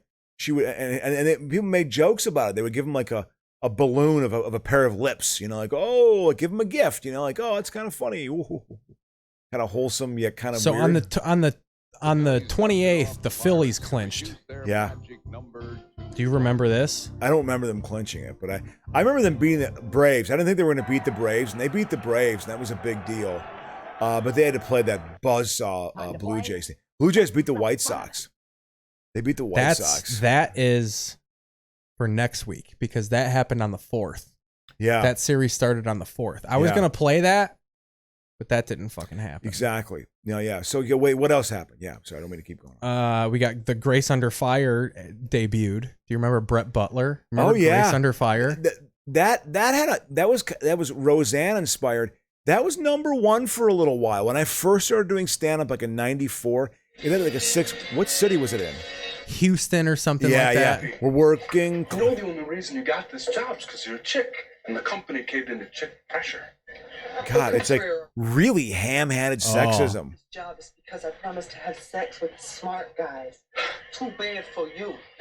There you go. She put it back in his face. This show was #1 for about 6 weeks. I mean, I think it was popular for longer than that. I remember this. No, it was on for. But remember, it was the #1 show for a while. It was the #1 show. I think it was on from. I think it was on for probably 4 years, 5 years. She made a good living on it. I'm sure. You know, she was doing well. Bailey's watching the show on mute. I'm sleeping at his girlfriend's house. Got to be quiet, but he's gonna listen. Thanks, buddy. Thanks for listening when you're at your girlfriend's place, man. We actually have some level of importance. John Candy, he's the funny fat guy. He'll be. No, that's acting. not John Candy. I know it's not. I think that's Artie Lang. Gender sensitivity training. Hey, I got the gender right here. How'd you like the training? Hey. I mean, but they were trying to deal with these woke issues at the time. Even at the time, I feel like that guy would get tossed out immediately. Yeah. Can we do? Can we harass the fucking girls? These fucking broads. I mean, it's weird working with them when they come into the plant. See, they're trying to deal with issues, you know. Let's listen to the dialogue and see what else was on. Joe's Life was on before this. We had Thea. Home Improvement. See, Grace Under Fire had the Home Improvement lead in. Oh, yeah. No, they had a 1-2 punch there. 19.4 million people watched Home Improvement at 9 o'clock. Wow. Why would Alan even just try to throw his hat back in the ring? Country Music Association Awards were also on. Tens of millions of dollars just to hang out with your stack of cash and just enjoy your life. So this was still the time when Fox was like 90210 and Melrose Place centric. It was like the tabloid channel. Oh, absolutely. I watched Melrose Place. I watched many was the more episodes adult centric 90210. But it was such it's a soap opera at night. That's all it is. You know, and to be honest with you, if you're going to try to do a drama show, it's got to have soap opera elements in it. You know what I mean? There's a reason why the soap opera kind of works. Well, what's this video? Boston News from that day, from the 28th, 1993. 25 News at 10. 90210's Bad Girl is now a bride. We'll have that story next on the news. Shannon Doherty got married? Yeah, probably Doherty. Jam it. It's 94.7. Yeah, this was like... Today's hottest music, the newest Milli Vanilli songs every day. They had been defrocked by this point. But it's like Terrence Trent D'Arby would have been on this. Looking for the wishing well. Or who's that fucking dude who was in all the fucking 80s movies? Not Rutger Hauer, but fucking the dude from The Outsiders. C. Thomas Howell. C. Thomas Howell was probably just becoming a has-been in 93. Yeah, oh yeah, absolutely. Yeah, he was done. He was, like 93 was the time where you go, what the fuck is C. Thomas Howell doing? Yeah, exactly. It was a kind of a punchline of jokes. You know, like hip Gen X comics would talk about him. You know what I mean? Like in 94 when I started doing stand-up. When I used to, you know. Nothing happened on the 30th. Yeah, October 1st. There's got to be something big on October 1st. Yeah, Shannon Doherty got married. God, now she's like struggling with cancer. It's just like, ugh. It's just, again, the age. Cancer's going to get all of us. Yeah, it's fucking disturbing. Oh, yeah, ESPN2 debuted. Oh, this is the first hour of ESPN2. That was a event. The Deuce. Put on the Deuce. Yeah,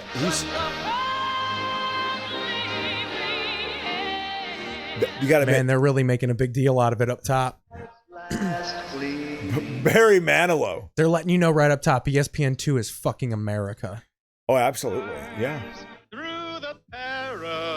Jason Alexander from St. He still looks the same. Kelsey Grammer. Look at how drunk and high on coke he is.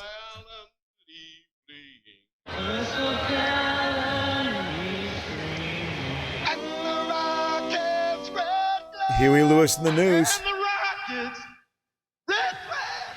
Oh, man. Oh, baby. You got to remember it. This is when you know they don't have content because the first minute of ESPN2 was just replays of the national anthem. Absolutely. You know, but kind of making a gag out of it too, like taking the piss out of it. Like, hey, we're kind of hip, you know, like Keith?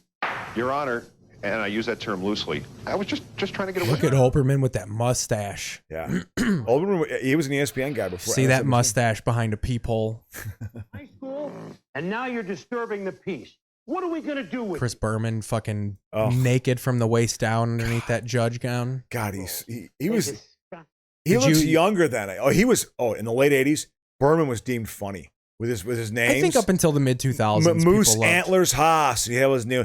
How do you come up with these nicknames? Mike Pepperoni Piazza. You know, they had like his names he would do, you know. And that was deemed like funny, you know, like they do noises. Oh, he's still doing it. Oh. He just has lost his voice to the cigars at this point. Oh God. Chris, you're guilt room. All right. Is this just, that'd be funny if it was just sketches, if ESPN2 was their shot at a sketch show. Is that Mitch Albom? Oh, absolutely. You know, from the Detroit Free Press. Mitch Albom wrote Tuesdays with Maury. And basically he had said, I'm not coming back. You got to get rid of me. They found a place. He said, okay, I'm surprised it was this fast. And he's gone. Let's hope it picks up his career here now. Because he's a great player. Worm in the elbow. Dude, did they call Keith Olbermann in fucking out of bed? Jesus Christ. What's he wearing? Wow. Look at that fucking bomber jacket. He looks like he's wearing a hairnet. He looks like he just finished a shift at Wendy's on the fry Was he on Lean on Me with Lou Diamond Phillips? Look at this. He looks like he's about to. He looks like Barry Seal, like he's about to fly cocaine across the border. Look at that fucking Look at that shirt. That's right, Richard Lewis versus Bruno Kirby. What might as well be the two of them, many say, as Lennox Lewis versus Frank Bruno, battling in England, in Cardiff, Wales, for, as the Brits would say, half a... Well, they wanted ESPN to be loose, no ties. Yeah, exactly. Casual network. Absolutely. Yeah, it was hip. It was deemed hip. They had like the very first X Games. I remember watching X Games on ESPN2, and I kind of liked it. It was different. When I was younger, ESPN2 was where the strongman competitions were. Lumberjack competition. If you wanted to see Swedish bulks throw kegs over walls. Absolutely. I watched those strongman competitions. I was entertained by that. I thought that was good. Those were good thrills. Good cheap thrills. A crown, actually, third of a crown, heavyweight crown. We will have full coverage of the Battle of Britain if you bring our own analysts. Oh, yeah, Lennox, that was another thing that happened this week, too. We're getting a lot of history through ESPN. Lennox Lewis did his first title defense. Got his first heavyweight title shot. God, I didn't realize he was that old. I knew he was, I knew he was a guy from the 90s, but I knew he was 93. But Frank Bruno, because I know Tyson fought Bruno. Because Tyson was just getting out of the joint by this time. I think he got out of I think he was still in the joint. Hey, Bo, my question is, there's a heavyweight title fight going on. And my father and Riddick Bowe had the same neurologist. Really? They both have this, because he has Parkinson's now. That's pretty sick. And so they had the same procedure done. You know, I watched the Muhammad Ali, Ken Burns thing, and the only thing that was good about it was they had a lot of his 70s fights, was he just got the shit kicked out of him. He was so beat up by the end of his life. It was just like, the end of his boxing career. Cool. What about sports? Click. As well as I do, I would like for volleyball to do better. Look at that screen filter. It's so. That's so real world. What video is that from? Is that from a? I want my. That's just a cart. That's like a standard Photoshop making something a cartoon. For my female. They were trying to make this like reality bites. Yeah, exactly. Yeah. Athletes to do better because I couldn't stand that movie. I thought it was terrible. I love that movie. Because it was like, ooh, it's capturing Gen X. No, a better Gen X movie than that. But here's the reason I like it, though, is because it reminds me of being a kid in the 90s. Yeah, exactly. Like, it reminds me of the good music and stuff. Yeah, I get that. I wasn't it's supposed to be like, being an adult in the 90s. Yeah, but I'm young adulthood and how difficult it is. Yeah, no, it just reminds me of watching The Real World. Yeah. Because The Real World was popular. It was absolutely a similar palette to that. No doubt about it. The Real World, that started the whole, that was the original reality TV show. I mean, you know who Puck is, right? Everyone knows who Puck Hell is. yeah, I know who Puck is. Yeah, well, in our case, they'd probably say he was too violent. Look at Gary Bettman looking like a young fucking mafia don right there. It's really an unfair perception, but what we have is our own great stars. We have Brett Hull, Mario. This is the first time hockay ever got to be on TV. He's so nervous. He's representing hockey for the first time. It was on ESPN. I remember watching Stanley Cup games, but I think it was trying to have impressions. He's still the commissioner, right? Oh yeah, he's terrible. Didn't he come from the NBA? Yeah, he's totally mobbed up. Yeah. He was under a David Stern kind of tutelage, I get a top reference on the Barry Seal thing for Keith Olbermann looking like Barry Seal. It was good. Yeah. This was like on. Am I watching Swingers now? Hey, it's gaming. We're video. It was the very early parts of gaming. I was. I gamed a little bit, but I wasn't totally into it. I loved games like this. These old hockey games. Absolutely. They were the shit. But I mean, aren't there like competitions? You can go to like stadiums. They have like video game like. Oh yeah. There's leagues. There's like you can be a professional video gamer now. Like and it's not even a niche now. Like I would, if I had a kid, I would very much foster them being in video games. Wow. To make a living off it, you probably got a lot of hours, I imagine. Look at that set. Felt, including me, that the first game just was not a realistic depiction of the game.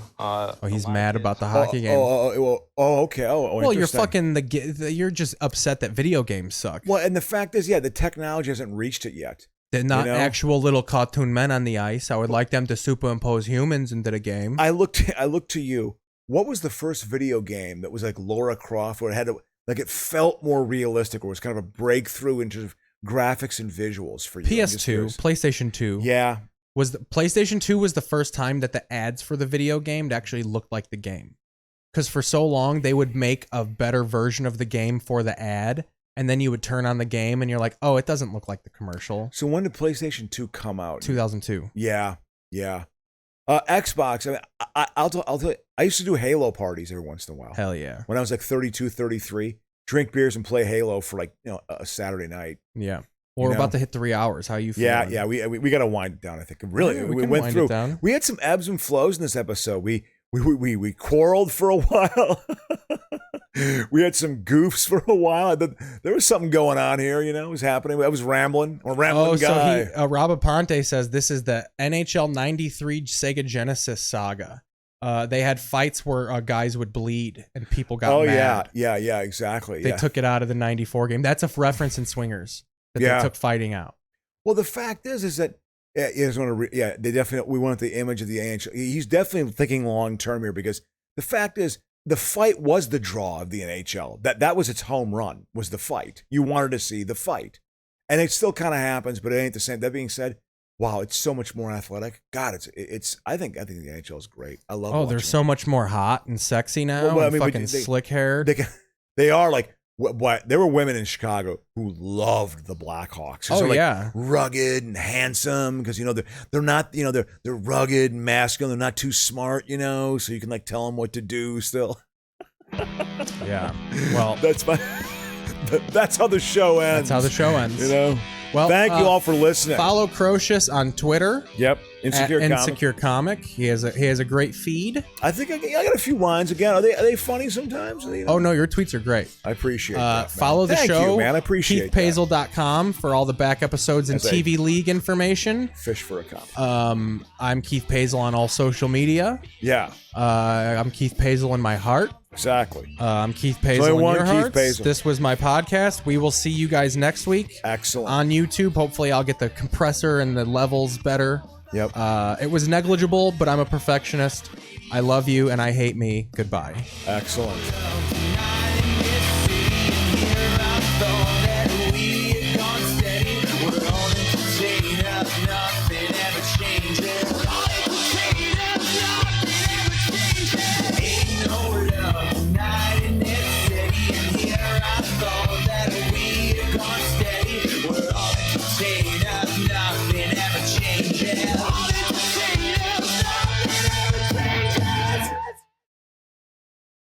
Now, how can we announce we're off the air when we are off the air?